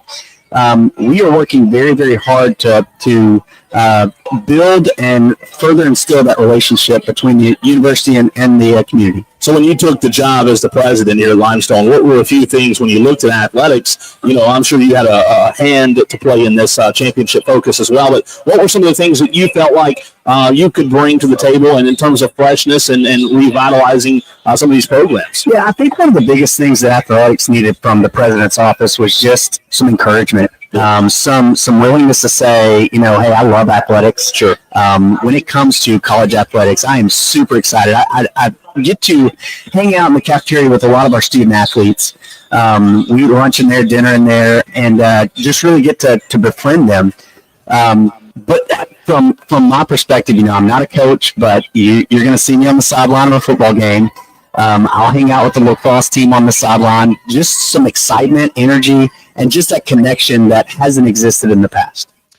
That old NCAA marketing message that would say there are 50,000 student athletes in NCAA and only 2% of them end up going professional. Can you talk a little bit about how some of the athletic opportunities that Limestone provides, and talking earlier that there are a lot of athletic opportunities on campus there, how that really launches the careers of a lot of your student athletes and what some of the most impressive, I guess, careers that some of them have gone into are. Yeah, and I love the idea of, a Division II athlete who then makes it to the professional arena. It's rare. We've had a few that at Limestone who have done that. But what that hard work, dedication, scheduling, perseverance, all that kind of stuff that happens, self-discipline, that makes a great employable person. Sure. And so you're talking about some of the people that we've had who've gone through athletics here. I had the great opportunity on Saturday afternoon to play in a golf tournament with some of our lacrosse alums. They were, and be ready, guys, when I say this, they were 2000 national championship, but they were celebrating their 25th anniversary of that. I don't feel like that should be 25 years ago. But, crazy, but sure enough, they were out there, and we're talking about investment bankers. Yeah.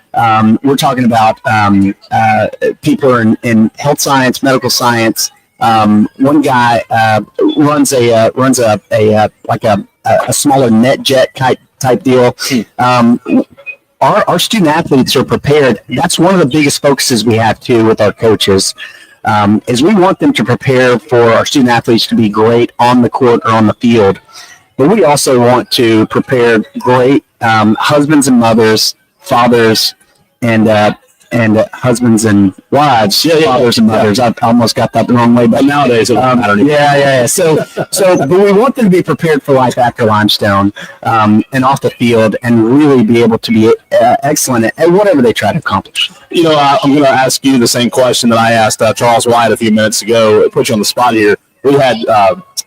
Obviously, Mike Foley on a couple of years ago before he left us to go to South Carolina.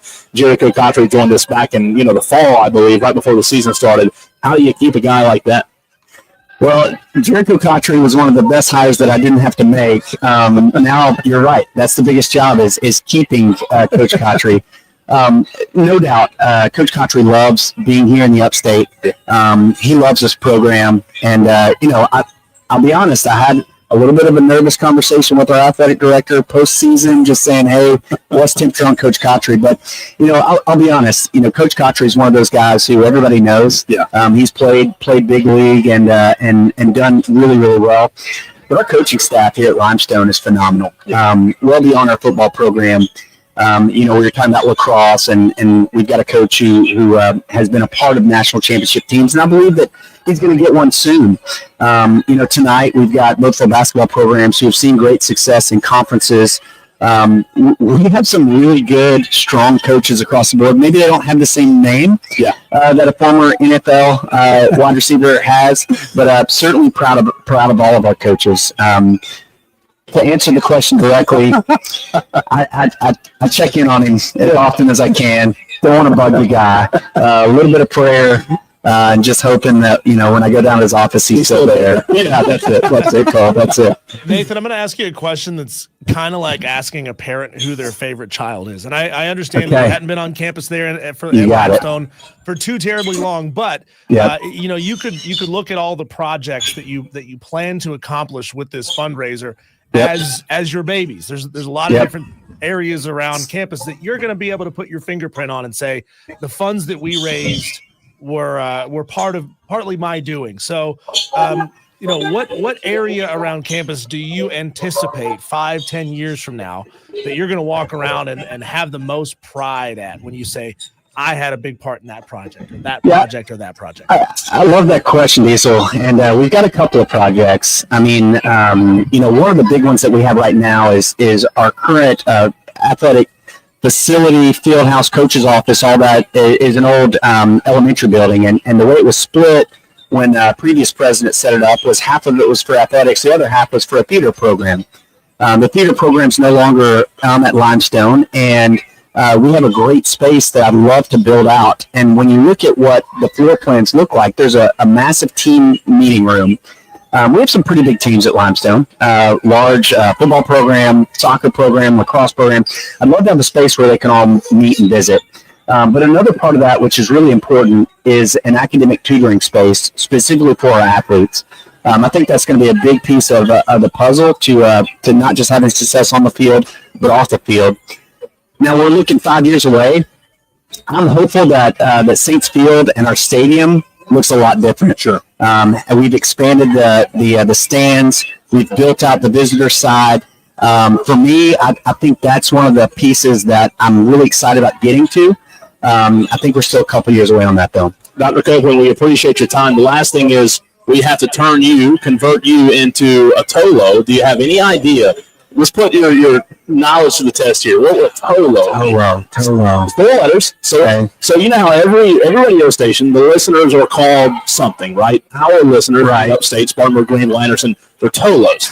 So our message to them is turn on, leave on. Turn it on, leave on. Okay. Our app, 97.1 Spartanburg, Got it. 97.7 Greenville. Turn on, leave on is Tolo. So everybody that texts in, Tolo Steve, Tolo Jeff. That's where that comes from. Now we just need Tolo Dr. Copeland. You got it. And we'll be on board. I'm in. I love it. We appreciate your time, man. Thank you, Cole. Diesel, thank you so much. Thanks, Nathan.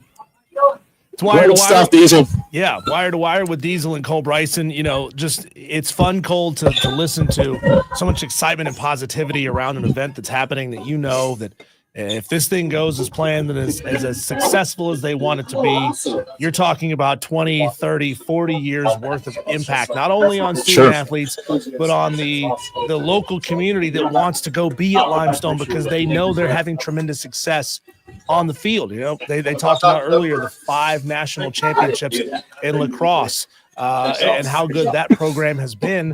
You know, when you're good at athletics, it's infectious and people want to come and be a part of it. They want to have that pride and say, I went to a school that's really good at this sport, this sport, this sport. So, you know, it's just one of those things that when you focus on athletics, it's like the front porch of the university and it will only help this university grow. It really is. It really is. There's no doubt about it. And we appreciate Dr. Copeland and Charles Wyatt for all the interviews today and getting the word out about what's going on. And we'll continue the conversation when the Daily Wire's coming up, 5 o'clock fight, in about 20 minutes from now, and a lot more coming your way.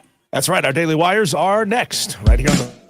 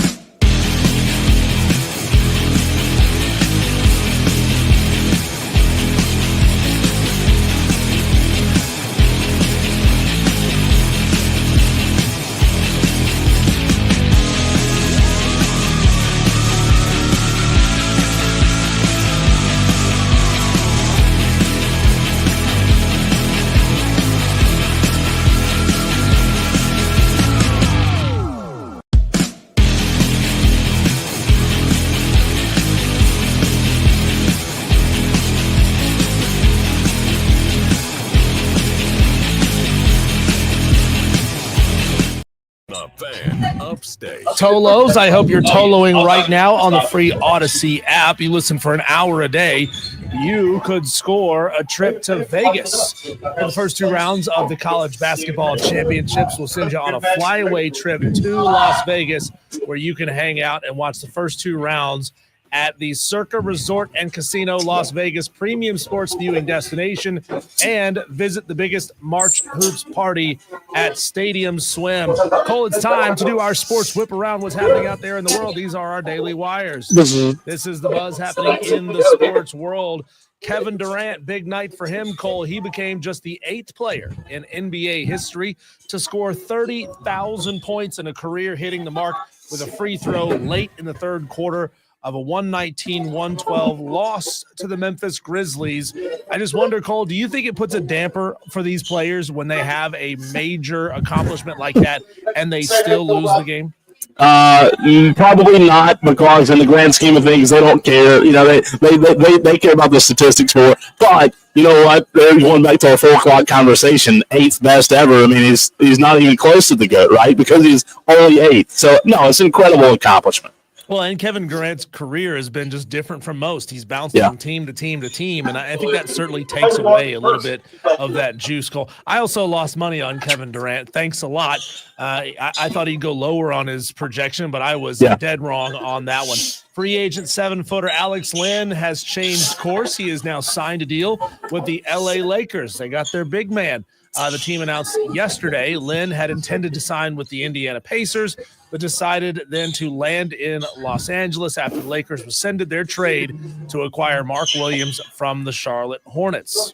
Interesting, because there just wasn't much to choose from at this point, right? The trade deadline's gone, Diesel. You can't make a move. I think LA probably, when they made that move for Luka, I think they should have went a little more aggressive at that exact time to try to get a big man. I think it might be a little too late now. But we'll see. We'll see how Lynn is. Lynn might pan out to be okay.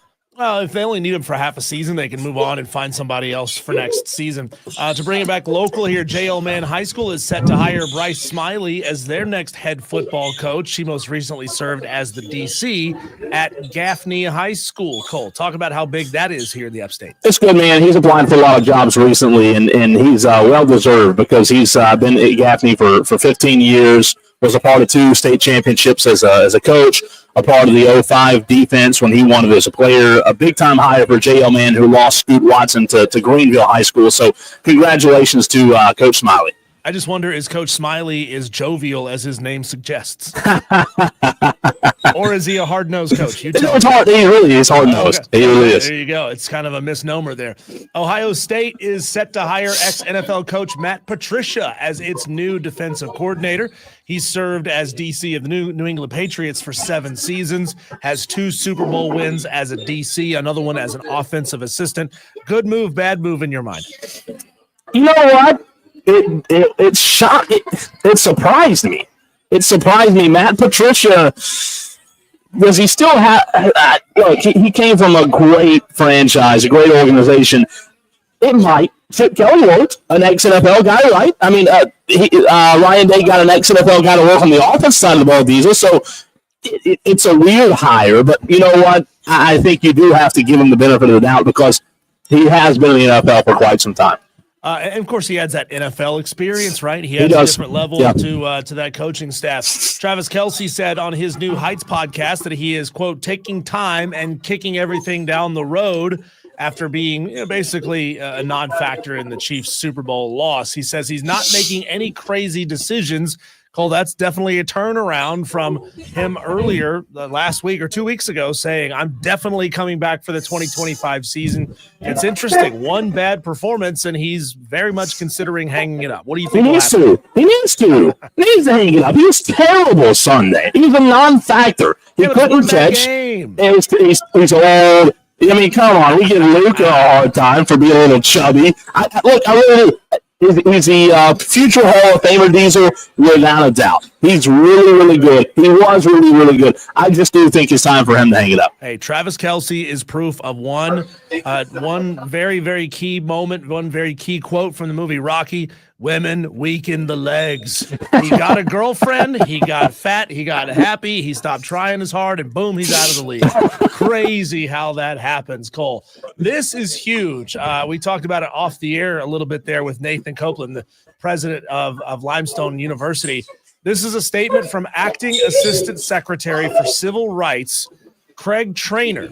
States that, quote, without a credible legal justification, the Biden administration claimed that NIL agreements between schools and student athletes are akin to financial aid and must, therefore, be proportionately distributed between male and female athletes under Title IX. That claim that Title IX forces schools and colleges to distribute student athlete revenues proportionately based on gender equity considerations is sweeping and would require clear legal authority to support it. Ergo, Cole, under the new administration, Donald Trump's administration, schools will not have to match pay for women's athletes to men's pay. So, Cole, we're not going to have to go 50-50 on this money. That's so interesting. I would like to see, Diesel, the details of it, who it affects, the implications of it. It's really intriguing, though. Yeah, and the article cited here says, Cole, that a lot of schools under this new paradigm are planning to distribute less than 5% of that $20.5 million to female athletes. So that's interesting. And a lot of people would say that's fair because their sports generate 5% of the revenue. So here's another one, Cole. In Wednesday's opening practice for the Daytona 500, the top three cars and 5 of the top 6 fastest cars were Toyotas, led by Denny Hamlin. He had the fastest car in that practice. He's followed by Bubba Wallace and Ty Gibbs, both of them in Toyotas. Chandler Smith's Ford was the 4th fastest car in practice. It's going to be really interesting, Cole, to see if Toyota comes into this sport and, within a decade, a very short period of time, becomes the dominant manufacturer. Well, how long was it last season until Ford won? I mean, what are we talking, like 10, 12, 15 weeks in a row without a Ford winning? And you mentioned Hamlin. To me, it's interesting, but not only because he hasn't won a championship, but because he's done well in terms of leading laps at Daytona, but not getting it done. I'm intrigued. Shane Connick, if you missed that interview, you can go back and find it on the fanupstate.com, but he did a good job yesterday of previewing the Daytona 500. And, I hope, Diesel, it intrigues me and keeps me interested, more than just one race, but we'll see. And speaking of going back, Cole, if Tolos want to go back and listen to our first segment of the show today, we talked about college baseball being back in earnest. Clemson and South Carolina set to take the field. Head coach Paul Maneri announced his opening weekend rotation this morning for their 3-game series against Sacred Heart. The Gamecocks will go with redshirt senior Dylan Eskew in game number 1, senior Matthew Becker from Chapin, South Carolina in game 2, and sophomore Jake McCoy in game number 3. Their tact is very different. They're playing a very soft schedule leading up to the Clemson series. Clemson playing a little bit tougher games out of the stretch. Yeah, and most teams, even Clemson, normally do play that soft schedule before that rivalry series. But Clemson saying, "Hey, we're going to go and play some of the best teams in the country in Arlington to start the season." I love it. I think it gives you a good gauge of who you are, Diesel. Right out of the gate, man. Well, if I'm a fan, I want my team to start the season in week 1. Not in week 3, right? Yeah. Game 1, I want it to be an interesting matchup. It doesn't have to be Oklahoma State in a jamboree type of environment, but you want to play good teams that are compelling and make it interesting to watch. We don't have to get a third of the way into the season before it gets good. But if you're Palmineri for a season, you may want to rack up 11 wins out of the gate. That's true. Make that schedule look good, Diesel. But hey, a lot coming up. Also a reminder, Furman basketball tonight. You can hear that broadcast right here on the Fan Upstate, but it's time to fight it out in the very next segment. 5 o'clock fight is next. The Rich Eisen.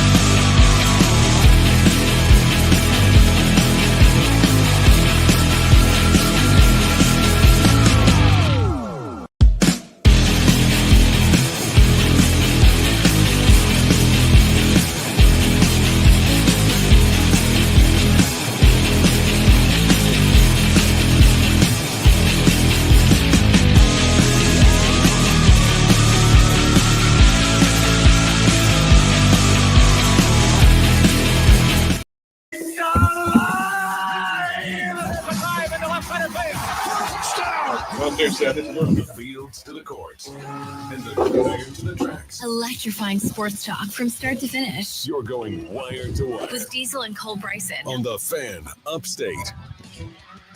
5 o'clock hour rolling along. So good to be with you right here on the Fan Upstate on this Wednesday evening. Diesel back in the Eagles Market Studios. I'm Cole Bryson live at Limestone University. We're programming Tease Diesel tomorrow, 3:20. Landon Powell. We were talking some baseball earlier in the show. We've had him on. We had him on last year when we started the show. And their season, North Greenville has already started. Coming back from, I think it was on Daily Wires yesterday. You said they 8-0 or something like that already. So D2 starts a little earlier, than D1. So Landon Powell will join us tomorrow at 3:20. The head baseball coach at North Greenville. Excited for I don't know, college baseball. It's spring around the corner. Diesel, the days get a little bit longer. Starts warming up a little bit, man. I'm excited. I really am. But it is time for our Wednesday tradition. I'll explain to you what happens if you are a new Tolo, which we have a lot of those in the audience. It is the 5 o'clock fight. It's an all-out slugfest, and nobody's leaving unscathed. 3 topics, 1 winner. It's the 5 o'clock fight on Wire to Wire with Diesel and Cole Bryson on the Fan Upstate. We got a fun one today, Diesel, but for the new Tolos out there, Wednesdays, 5 o'clock fight, 3 rounds. You and I must go right at each other. No holding nothing back, right? Right at each other, 3 rounds. You and I must disagree, 3 topics. However, it's the Tolos' jobs to decide who wins and who loses each round by texting the show 844-FAN-PHONE, 844-326-3663. You can also vote in the stream. 126 live right now. Twitter, Facebook, and YouTube is where we are. You can get in right now and vote on the stream as well. And Diesel, let's get this thing started with round 1. Round 1, fight. This is a fun one. A really one that I think might have some debate, Diesel. You brought up yesterday a segment that we did that had 100 text messages sent in, asking about. It was a biggie. Yeah. It was a good one. It was a good segment with a lot of interaction about Cam Newton. And you know what? I think we shared that segment on our social medias yesterday as well about him being on the mic now. That's where the question goes to round 1, Diesel. Will Cam Newton one day have his own show on a major network? By major network, I assume you mean ESPN, Fox, or CBS? Yeah, I think so. I think kind of like a Stephen A. Smith, right? Yeah. Look, no, I don't think he will, because Cam Newton, you got to have a little basis in reality to do this job professionally. Now, you can go say whatever weird off-the-wall crap it is you want to say on a podcast, and people will flock to it and find it, and you can get really big doing that. I'm not trying to bash on the podcasting world and industry, but Cole, once you get up to professional level broadcasting, when you get up to ESPN, Fox, NBC, CBS, something like that, they're looking for people with credibility, and you have to be able to show credibility to people who don't look at things strictly by the number of views or downloads or listens you get every single week. They realize we have broadcast standards to uphold, and I don't think anybody's going to look at Cam Newton and say, that guy right there with his silly hats and his sillier takes, that's a guy that I want to hitch my wagon to. Broadcast standards, though, went out the door when ESPN put the Pat McAfee show on. Hard to say it with a straight face. I'm not gonna lie. They're out the door, Diesel. They're gone. They're written up. Listen, I would agree with you 10 years ago. I would. 10 years ago, I'd sit here and agree with you. However, with the amount of interaction and traffic and clicks that he generates, guess what? I wouldn't put it past anybody. I wouldn't put it past any network to hire Cam Newton to host his own show, whether it's in the morning or afternoon or evening, whatever it is, because you know why? People would watch, people would listen. Would he say stupid stuff? Absolutely. He'd say idiotic stuff. He'd sound like a moron half the time, right? However, that's the point of it. That's the point. So I wouldn't put it past those major networks, man. It's funny. Yesterday, or might have been earlier today. It's hard to keep them straight anymore. I caught a few minutes of the Rich Eisen show, and the guests that they had on, they were talking off the cuff about Aaron Rodgers. And the guy said, "You know what? I don't like Aaron Rodgers. I don't like the cut of his jib. I don't like the things that he has to say. I don't like his personality. But I write about him all the time because it's great for my bottom line. I heard that. I get clicks and downloads, and I get interest on my show by talking about him. Look, I've said how many times that I can't stand Aaron Rodgers. Yeah. But we're going to talk about him every single time Aaron Rodgers says something stupid. Yeah. Because it's a great way to fill 15 minutes. And it's a great way to get our Tolos amped up and hyped up and interacting. Same with Cam Newton. I'm not going to ignore Cam Newton because I think he's an idiot. I'm going to talk about it. I'm going to use his idiocy for our game. And you should. And that's why I think, to answer the question of round one, if you just tuned in, will Cam have his own show one day on a major network? I think so. I think he will. He's already on, First Take with Stephen A. Smith, on Friday, something like that, once or twice a week. So I wouldn't put it past any major network. Tolos, what do you think? Who's right? Who's wrong? Who wins round one? 844-FAN-PHONE. That's FANFONE. 844-326-3663 is the way you can text and call the show. The text line open right now. Let us know who wins round one. And time for round number two.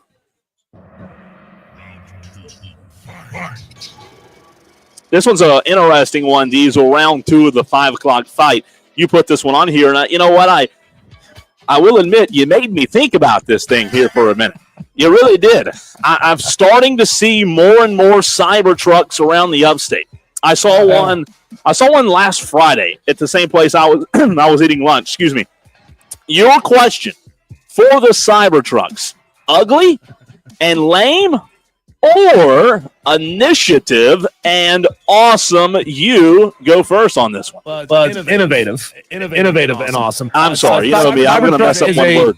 Fully electric, stainless steel, angular pickup truck. Is it a pickup truck? I've never seen anybody with anything in the back of their cyber truck. Is it really a pickup if no one ever actually uses it as a pickup? I don't think so, Cole. It's ugly. It's lame. I mean, you used to be able to spot one at night because it had that straight bar headlight kind of thing across the front. Now I've seen like 3 or 4 other vehicles that all have that exact same straight bar across the front. There's nothing cool about it. They're ugly. I mean, the only thing cool about it is the person's who's driving it, their mental idea of they think they look cool driving a cyber truck. You look like a moron. You're probably stranded on the side of the road. Tesla last year, Cole, was the most recalled vehicle manufacturer in America. They've issued 7 recalls for the Cybertruck. They're bad. They break down. They leave people stranded. The Cybertruck sucks. You know what? I'm coming around to them. I really am. No, you're not. It's not a truck. I will agree with you there. And innovative, I don't know that I would necessarily say that's the word I would use to describe it. But I think you know what word I would use? Trendy. I think trendy is the right word that I would use instead of innovative, because you know what? Is it something that's going to last? Is it going to 10, 15, 20 years from now, Diesel? Is this cyber truck that you see going up 85 every day, are they still going to be here? I don't know, but I think they are trendy. I think they are cool. If you have the money, right, you'll definitely think about what are they? $80,000, $95? I mean, do you know how much they are? I mean, you have them. Cybertruck starts at $80,000. So I was dead on the money there. Yeah. Well, they're so innovative and cool and trendy, Cole. How come nobody's copying the Cybertruck? I mean, the plan was unveiled years ago. Yeah. It took them forever to actually put it out on the market. How come nobody's copying the Cybertruck? How come nobody is ripping off the angular design? It's like when Pontiac thought they were onto something with the Aztec. Nobody copied the Aztec. Oh, crap. The Aztec sucks. We knew it. And the same thing's going to happen with the Cybertruck. It's going to go away in a couple of years. You're not going to be able to get it serviced. Good luck. Who wins round 2? 844-326-3663 is the way you can vote. Votes already coming in right now on the text line. And then that leaves Diesel one more round. This one's we might be able to spend 30 minutes on this one. I know round 3 is supposed, these rounds are supposed to be quick, but this could be interesting. Diesel's Super Bowl 60, and I'm sure our Tolos will have a thought or 10 on this. Super Bowl 60, that is next February. Will Patrick Mahomes, be one of the quarterbacks in Super Bowl 60? There's something I said multiple times leading up to this game and making the Super Bowl this year, making our decision and our picks that I don't bet against Mahomes and the Kansas City Chiefs. Well, I used to say the same thing about Nick Saban until Nick Saban wasn't getting the national championship games anymore. Look, if Kelsey retires, maybe Andy Reid looks at it and says, well, I'm not super into it anymore either. I don't think he's gonna. I think Andy Reid's got another year left in him at least. Cole, but as the pieces slowly but surely start chipping away on this franchise, I think those are going to be the reasons why the Chiefs don't make it as far next year as they did this year. I love what's going on in Houston. I love what's going on in Philadelphia. I love what's going on in Washington. I love what's going on in LA, in Detroit. I know that a lot of those teams have high-level coordinator changes going on, but they got players. They got dudes on their roster that are on the way up in their career, and it feels like the Chiefs are starting their slow descent down. Just when everyone thinks they're starting the slow descent down, you know who's going to prove you wrong? It's going to be Patrick Mahomes. He's not going anywhere. I know he lost. Tom Brady lost some Super Bowls too, LeBron James has lost quite a few NBA finals, and he's still around. And in fact, when you talk about the great ones, somehow, some way, Diesel, they find a way to overcome the bad offensive line play they have, the gaps, the holes that they may need to fill. To your point about not betting against them, I'm going to have to see some consistent years, man. I'm going to have Diesel probably. I'm going to have to see 3 to 4 years of no Mahomes. I mean, it's going to take that long for me, 3 to 4 years for me to say, okay, this guy's toast. Stick a fork in him. He's not going to be in the Super Bowls anymore. Until then, I'm not going to say that he's not. I think he will be. I think he'll be there next year. And I know there are so many good teams out there, but would it really surprise me right now, and I hate to say this, and I know our Tolos and the football fans don't want to hear this, but would it really surprise you, Diesel, next year if the Super Bowl 60 in February was Chiefs-Eagles? I mean, would that really surprise you? They're two really good teams, good quarterbacks, good head coaches. I think, everybody talks about Kelsey retiring. If he would retire, I think they might be able to, add a piece or two in the draft to bolster that wide receiving core a little bit. And I know they have a young Xavier Worthy. I think they'll be there again next year, Diesel. Well, you can certainly see them shift and not favor the tight end as much. They could use that opportunity to go get a really good tight end in the NFL draft. And maybe that guy ends up being good this year as a rookie. Maybe it takes 2 or 3 years for him to develop. But of course, that means all they have to do is shift and change the way they operate. But like I've been saying for the last few days, the way Mahomes plays, his scramble, his ability to create on the fly, Travis Kelce has always been there as his safety valve. They kind of have this unspoken ability for Travis to know when a play is breaking down and how to get himself into a position to be that safety valve for Patrick. And that's going to change if he ends up retiring. It will change. He'll have to find, I don't want to say find a new safety valve, but like every quarterback has their guy, right? They've got, their Edelmans, their Mosses, somebody that they rely on, Diesel, to your point. So it should be interesting. But if you, Tolos, while you're texting in your votes of who won the 5 o'clock fight, if you want to suggest a 5 o'clock fight, here is how.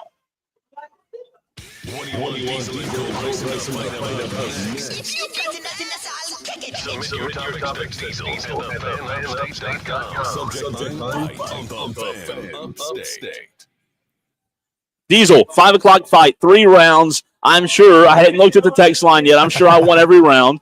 But we need to hear from you, Tolos, at 844-FAN phone, 844-326-3663. This texter 12 minutes ago texted and said Diesel wins. I mean, we hadn't even started it 12 minutes ago. What did I do? Your face. What did I do to tick somebody off today, man? I mean, come on. You decided to be on the road, up there gallivanting with university presidents like you're a big shot. Yeah, that's definitely it. Also, you can vote on the stream on Twitter, Facebook, and YouTube. Let's see here. You want to go? Do we have any on the stream? Any votes yet on the stream? No, this doesn't count really as a vote. It's just a message here from JB. He says that Cybertruck looks like some old redneck fella got a blowtorch and a MIG welder for Christmas. Come on, Elon. You can't come up with another body design. You know what? That's interesting. How often do you think they will switch body designs on those Cybertrucks?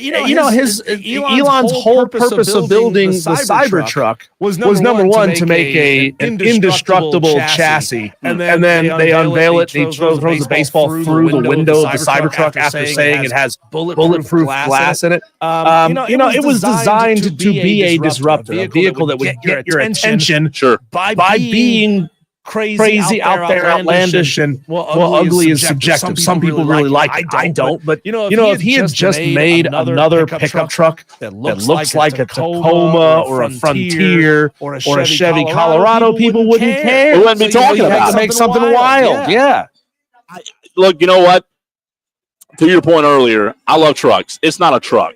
There's nothing you can't put a deer in the back of. Yeah, I don't know. Can you put a deer in the back of a Cybertruck? I mean, if that's the case, that's what it's gonna come down for.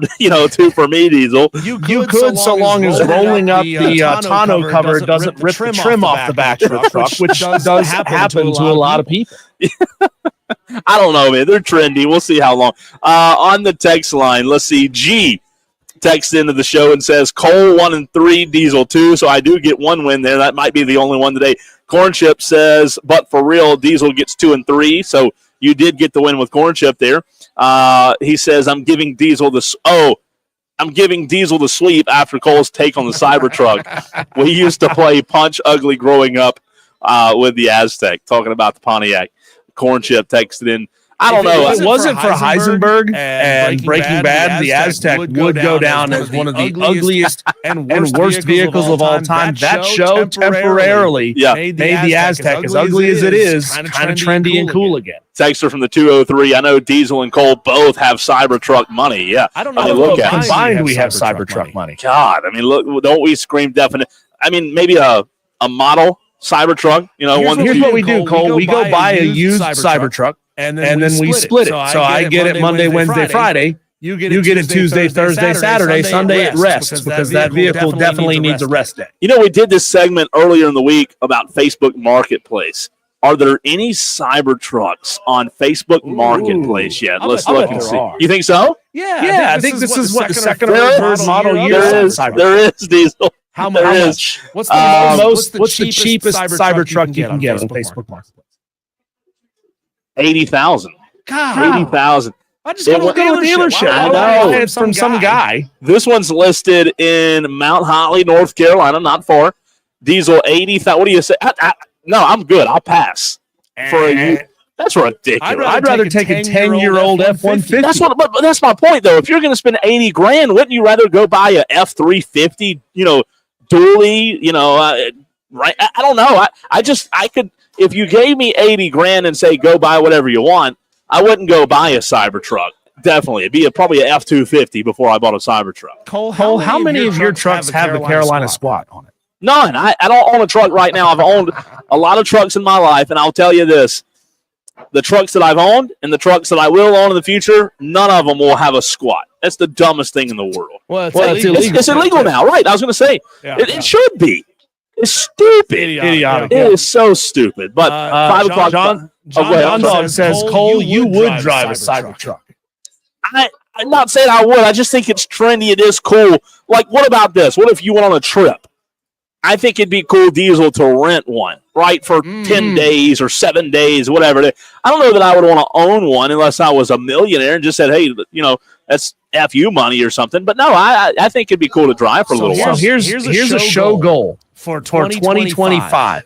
We need one of our Tolos that's got a Cybertruck or knows somebody who's got a Cybertruck to help us get Cole Bryson into a Cybertruck.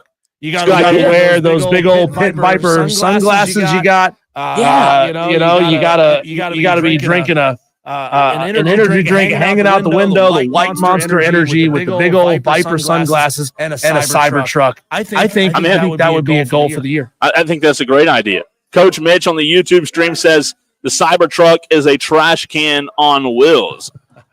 I mean, it's kind of the same color, right? You could have just stopped that Cybertruck as a trash can. You didn't even have to say on wheels. It does have wheels, though. It does have wheels. So Cole, I love watching YouTube videos. You need to go find the Whistling Diesel. On my page, a guy named Whistling Diesel. He does a 3-part series, I believe, where he buys a brand new Cybertruck off the lot. No way. And then takes it out and puts it through the worst torture test I've ever seen. Destroys it, bricks it like 4 times, takes it back to the Tesla dealership to the point where they say, sorry, dude, we can't fix this thing for you anymore. Are y'all related? I wish. He's got a lot of money. I don't. Well, you have the same name, though. Well, two different guys. No relation. No. I would like to drive one. Wouldn't you? No, I don't. I would drive a standard Tesla. Just a regular Tesla. I like those. I like this. Don't you? Yeah. Do you like the Teslas? I do. For the most part. I mean, I have to look at each individual model, but for the most part, I'm looking cars. They're fine. They are. I've ridden in one. I haven't drove one. The one that it was an Uber diesel. The one I rode in, the inside's immaculate. Yeah, immaculate, man. I love the inside. I don't know. I like the Cybertrucks in terms of owning one, but I think I would not be opposed to owning a Tesla. I think we've just changed our mind. Instead of doing a sports show, we're just going to do a car review show. How about that? Wire to wire now it's changed to drive-by-wire with Diesel and Cole Bryson. On the other side of the break, Cole, we talked about Patrick Mahomes. Will he get the Chiefs back to the Super Bowl next year? Well, there's a lot to be said, Cole, about how close the Chiefs came to not even making the playoffs this year. Is this hater content or is there something to it? I'll let you and the Tolos decide next on 97.7 FM in Greenville, 97.1 FM in Spartanburg, and everywhere you are on the free Odyssey app.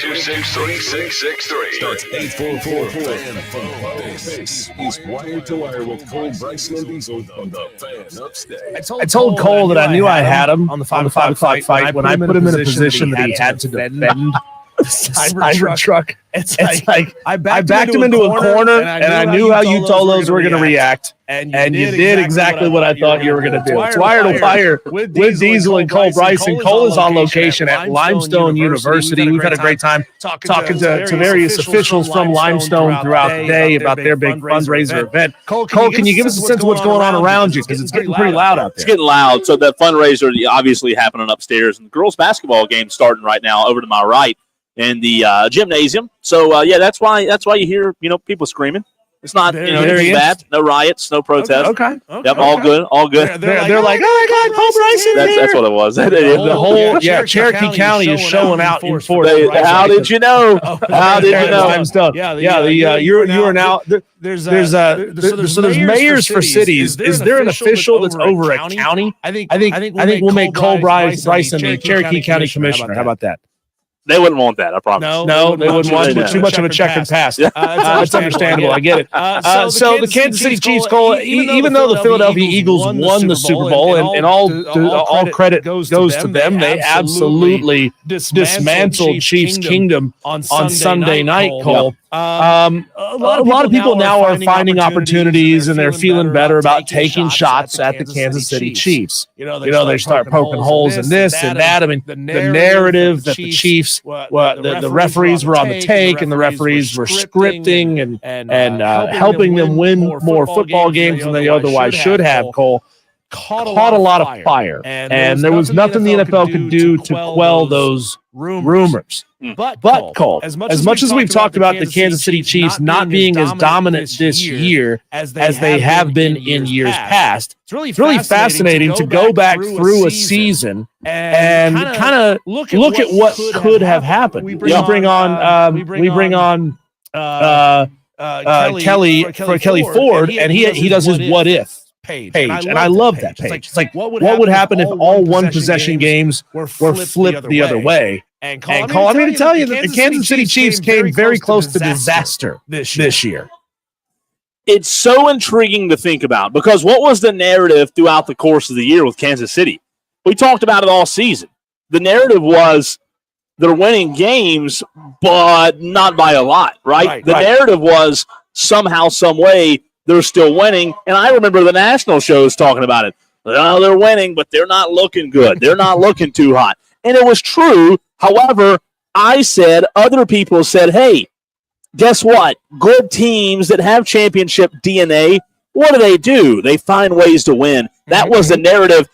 But it is so intriguing to see, Diesel, to your point and to your question of if this and this goes wrong and if this and this doesn't happen, Kansas City Chiefs aren't in the Super Bowl. Yeah. Kansas City Chiefs aren't even making the playoffs. Yeah. Again, can't take anything away from the team because they got to the Super Bowl. They won all of these games that we're about to discuss, Cole. So they get the credit for winning those games. Saying that in advance, because somebody's going to say, well, they won the game, so this is an irrelevant argument. Look, we're admitting out front that they won the games. We're just talking about how close they came, Cole. You go all the way back to the very beginning of the season, September 6th, Cole. You probably remember a lot of these plays. The Kansas City Chiefs came very, very close to losing to Baltimore on an Isaiah Likely catching the end zone as time expired, but the very, very tip of Isaiah Likely's toe was over the line. And they initially called it a touchdown on the field. They very quickly went back and looked at the replay and said, no, that's not a touchdown. His toe was over the line. But Cole, they were like that close from taking an L early in the year. You know what? That game, I remember Isaiah Likely. Isaiah Likely had a lot of moments like that, even in the AFC Championship game, a huge moment where, he gave his team a chance to beat the Bills. But obviously they didn't. They threw it to the wrong tight end at the end of the game. There were a lot of moments that I think the veterans on Kansas City, you have to have luck to get to a Super Bowl. There's no doubt. Like, people who say you can get to a championship game without luck, Diesel, they're crazy. In a 16, 17, 18-game season, when you're playing that many games, luck has to be a part of it. Did they get lucky that many times? I think they might have got lucky a few times, but I think when you look at that situation and other situations, they've got guys on that team who have played in big games. They've got guys on that team who know how to win. And I think that had a lot to do with it as well. Back on September 15th, Cole, as the Kansas City Chiefs were taking on the Cincinnati Bengals, there was a pass interference called on Cincinnati's safety on fourth down in the final minute of the game, kept the drive alive. That Kansas City ended up going down the field and scoring on. This is one of those moments where fans look at these things and they say, well, that feels like the fix is in. Of course, on fourth down with under a minute to play, they're going to get the pass interference call. And that very easily could have cost them another game. Them getting a call? Yeah. I mean, so shocker, right? Absolute shocker there. I think that's probably one of the 100 examples people could point to this year and say, "Oh, look at Kansas City getting calls." Back on September 23rd, the Atlanta Falcons were driving and threw a touchdown in the end zone. Threw a pass into the end zone that was broken up. There was a clear pass interference on that play that would have given the Falcons a first down and a chance to continue and try to score, win the game. A missed pass interference kept the game alive for the Kansas City Chiefs. They ended up winning the football game. That's two calls in the end zone that went the Chiefs' way this year. And if you look at the Falcons game and the Bengals game, that's two losses against teams that are bad football teams this year that the Kansas City Chiefs should have lost. And those aren't the only bad almost losses either. That's the whole thing. Lost to the Carolina Panthers. Everybody remembers that one locally, because of how that game almost ended.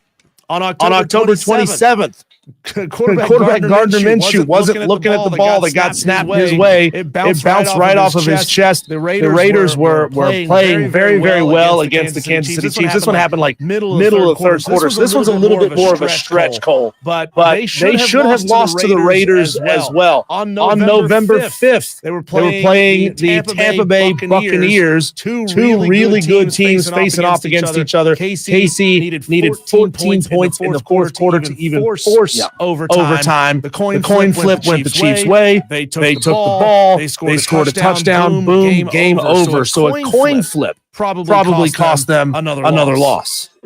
A coin flip aided them, 3-4 years ago when it was overtime and they went down the field. I mean, you say coin flip, and that's not the first time a coin flip's helped them win a game, because it was the AFC Championship game, I believe, or maybe it was the round before between them and Buffalo when it was overtime, and Kansas City, before the new rules hit the NFL, they got the ball first, went down and scored. Josh Allen never got a chance to touch the football. And here's two wild ones that very easily could have gone the other way, but they didn't. They went the Chiefs' way. There was a blocked field goal as time expired. The Chiefs blocked the field goal as time expired to beat the Broncos. I mean, blocked field goals don't happen all that often in the NFL, and they would have lost that game had the kick been good. Very easily could have gone the Broncos' way. And the most egregious, they're clearly a lucky football team with a horseshoe shoved up, where they doinked the field goal in to win against the LA Chargers on December 9th. Do me a favor. I'm going to count on my hand, run through those teams. I'm going to count those teams that are playoff teams. Okay, going back to the beginning here. Ravens. Bengals. Falcons. Raiders. Buccaneers. Broncos and Chargers. Three playoff teams. They could have lost to five teams that didn't even make the playoffs. Right, that's my point. What could have? Look, I know we're having a conversation hypothetically, but it's just so fascinating. Maybe maybe I'm wrong. Maybe I'm dead wrong, and maybe next year's the year. Maybe next year's the year the towers, collapse and Patrick Mahomes is left standing in a pile of, rubbish, sitting there thinking, what do I do? What happened? How did this thing fall so quickly? Diesel, I don't think it'll happen, But when you read off all those situations that they all had to go in the favor of the Chiefs, it's fascinating. Yeah, it really is.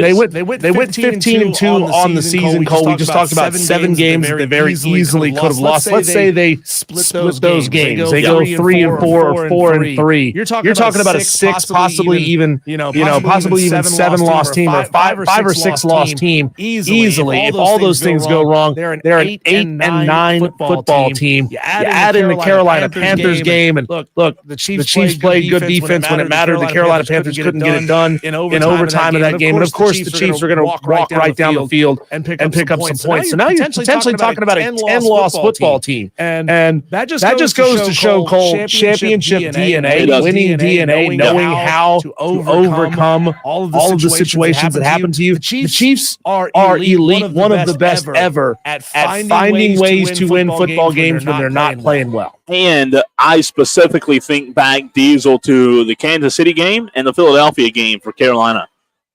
Both of those games, correct me, Philadelphia was in Charlotte. Kansas City, was that in Kansas City or was that also? No, that was in Charlotte as well. Both Philadelphia, Diesel, and Kansas City, those when they came to play the Panthers, I think both of those games were in Charlotte. So you're talking about the two teams that played in the Super Bowl. I mean, if we somehow, some way can breathe a little bit of life into the Panthers organization and, make Panther fans feel good about the offseason, I'm talking about two teams that played in the Super Bowl that you went toe-to-toe with. And don't forget, your quarterback played really well in both of those games. Yeah, there was a meme that I saw earlier in the week that the Carolina Panthers were going to be unveiling a new banner inside Bank of America Stadium saying we almost beat the two teams that made it to the Super Bowl. They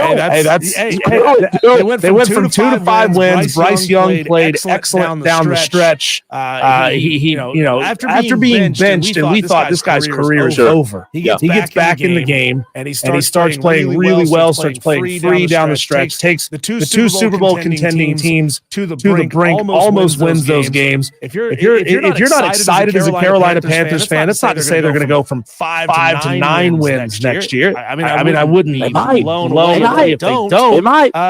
You got to be positive about the future. But what if they do? What if they win 9 games next year? That'd be huge. I mean, no, it's not 8, but follow up to a conversation we had yesterday, Cole. Do you think Cam Newton will ever be invited and welcomed with open arms back inside Bank of America Stadium? Or is he completely? No, I think somebody will invite him. I really do. Why? I don't know. Dave Tepper? You think Dave Tepper's going to invite him back in?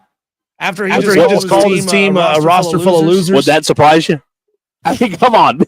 Let's be honest for a minute. Build him a studio right there at One Panther Place. Would it surprise you if he was invited? I mean, they might make a buck off of it. He'd do it. Right. He might be the next assistant to the owner, right? I mean, creating positions for him. But it is interesting. Speaking of new positions, we hadn't touched on this. I think we had in the Daily Wires yesterday. But coming up next, can Kellen Moore, Diesel, be a glimpse of maybe a Sean McVay, maybe a offensive, innovative mind that can take the New Orleans Saints to the next level? Kellen Moore, hey, he looked pretty good on Sunday night. Can he do it in New Orleans? That's next.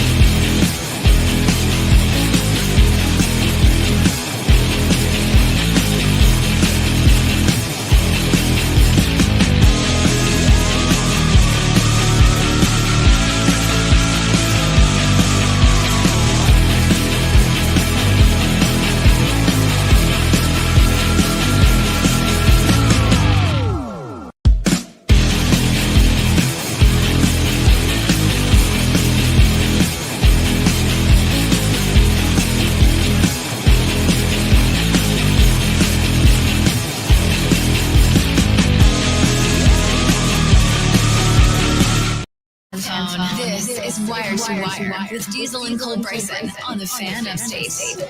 Kellen Moore, the new head football coach for the New Orleans Saints. Your instant reaction. I want to hear from you, Tolos, on that at 844-FAN-PHONE. Phone lines are open for a short few minutes. 844-326-3663. Do us a favor and save that number in your phone. That way you can just hit the Fan Upstate or say, hey, Siri, call the Fan Upstate, right? That makes it easy. Save that number, 844-326-3663. Want to hear your reaction to Kellen Moore. My phone now is Siri's now trying to talk to me that I said, hey, Siri, Diesel. I'm sorry if I did that to any of you Tolos driving home and made Siri pop up. But Kellen Moore now in New Orleans, obviously played in Dallas, was the OC in Dallas under McCarthy, got let go, went to Philadelphia, first season. What does he do? Takes his offense to the Super Bowl and wins the doggone thing, Diesel, and now is the head football coach of the New Orleans Saints. Well deserved, in my opinion. I mean, he definitely deserves a crack at head coach. I don't know, though, in terms of revitalizing New Orleans into a Super Bowl contender, if he can do it there as quickly as he did in Philadelphia. Yeah, it's going to be interesting. I mean, situation matters, location matters, personnel around you matters, ownership matters. But now, of course, he's in a different situation. He's going from being a coordinator to being head coach, to being the guy. Sure. So how does he, how does he manage all these new responsibilities? Is he going to find himself as, that perfectionist who feels like he has to oversee every element of what's going on with the team? Has he learned the lesson to pass those kind of responsibilities on to other guys who know what they're doing? Or is he going to do one of those and then learn over time to do the other thing? And I'm interested to see if he's going to call plays, or is he? I mean, really? I mean, here's my problem. Here's my question: if you're brought in as the head coach and you're not calling plays, well, what's the value? I mean, you were brought there to call. I mean, you were brought there because of what you did in Philadelphia. If he hires an OC, I don't know. I mean, I think there are head coaches. Andy Reid's one of them. Sean McVay. There are many head coaches, Diesel, that call their own plays. I think he kind of has to, don't you? I mean, you can't. Yeah, he's brought in because of his offensive prowess, not because of his administrative skills. Right. And if you're a CEO administrator, you can delegate those tasks. You can identify quality up-and-coming coordinators and position coaches. But if you're known as being this offensive guru, go be the offensive guru. Don't take it out of his hands, the thing that he's best at. And he's never been a head coach before, so there will obviously be some challenges to that. Look, he has a good roster. He's got good dudes. They've got to figure out the quarterback position. The quarterback position in New Orleans has been iffy for a long time now. It seems like centuries since they had a quarterback that was actually going to be high on Derek Carr. That's the $1 million question. How can you be? Think about this opportunity now, Cole, to bring this thing back here local again. He's got Spencer Rattler as his QB2 right now. Sure. You telling me there's not some similarities between the way Jalen Hurts and Spencer Rattler play the game? I think there's a lot similar to the way they play the game, and I think Kellen Moore is going to look at this roster and he'll evaluate whether or not he thinks Spencer Rattler can do it at the highest level of pro football. But I think he's going to look at his basic skill set right out of the gate and say, you know what? There's something there. I think I can make this guy good. I'd love that. I mean, love that. Imagine, and I'm not saying he'd be Jalen Hurts 2.0, but imagine if they could take that same approach with a guy like Rattler. And here's the reason. Here's where I see the value in that. You know why I'm interested in it? Because, Diesel, you as a head coach and whoever your GM is, guess what you can do now? If you can believe and build around Rattler, you're not tied up with a quarterback salary. You can go spend money in other areas. Spencer Rattler is not going to cost you a whole lot. I mean, you've got guys like Cam Jordan who have cost you a lot of money, but I'm not opposed to it. I'm not saying he's the guy, but I'm not opposed to it in any shape or form because you could really bolster your roster in other areas, and they need it. They need their roster bolstered in a major way. They just simply haven't had that in a long time. And in New Orleans, hadn't had consistency at the quarterback position. That's my biggest worry is what is Kellen Moore going to do at quarterback? Who's the DC? Who's the OC? He's going to still have to have an OC on staff, but it won't be a play caller. But I think it's an intriguing hire for the Saints. Yeah, he'll have an OC now, an offensive coordinator in name only. Kellen Moore will be the OC. His OC will be there just to bounce ideas off of, analyze. And hey, again, if you're a South Carolina Gamecock fan, you've got to be really excited about the prospect of Kellen Moore going to New Orleans and working with your guy, Spencer Rattler. That's going to be fascinating to see as we move through time. On the other side of the break, Cole, a chance for our Tolos to win a trip to Vegas. We'll tell you all about that as we creep now within 30 minutes from showtime. Furman Paladins taking on Mercer tonight at Bon Secours Wellness Arena. All that and more coming up next.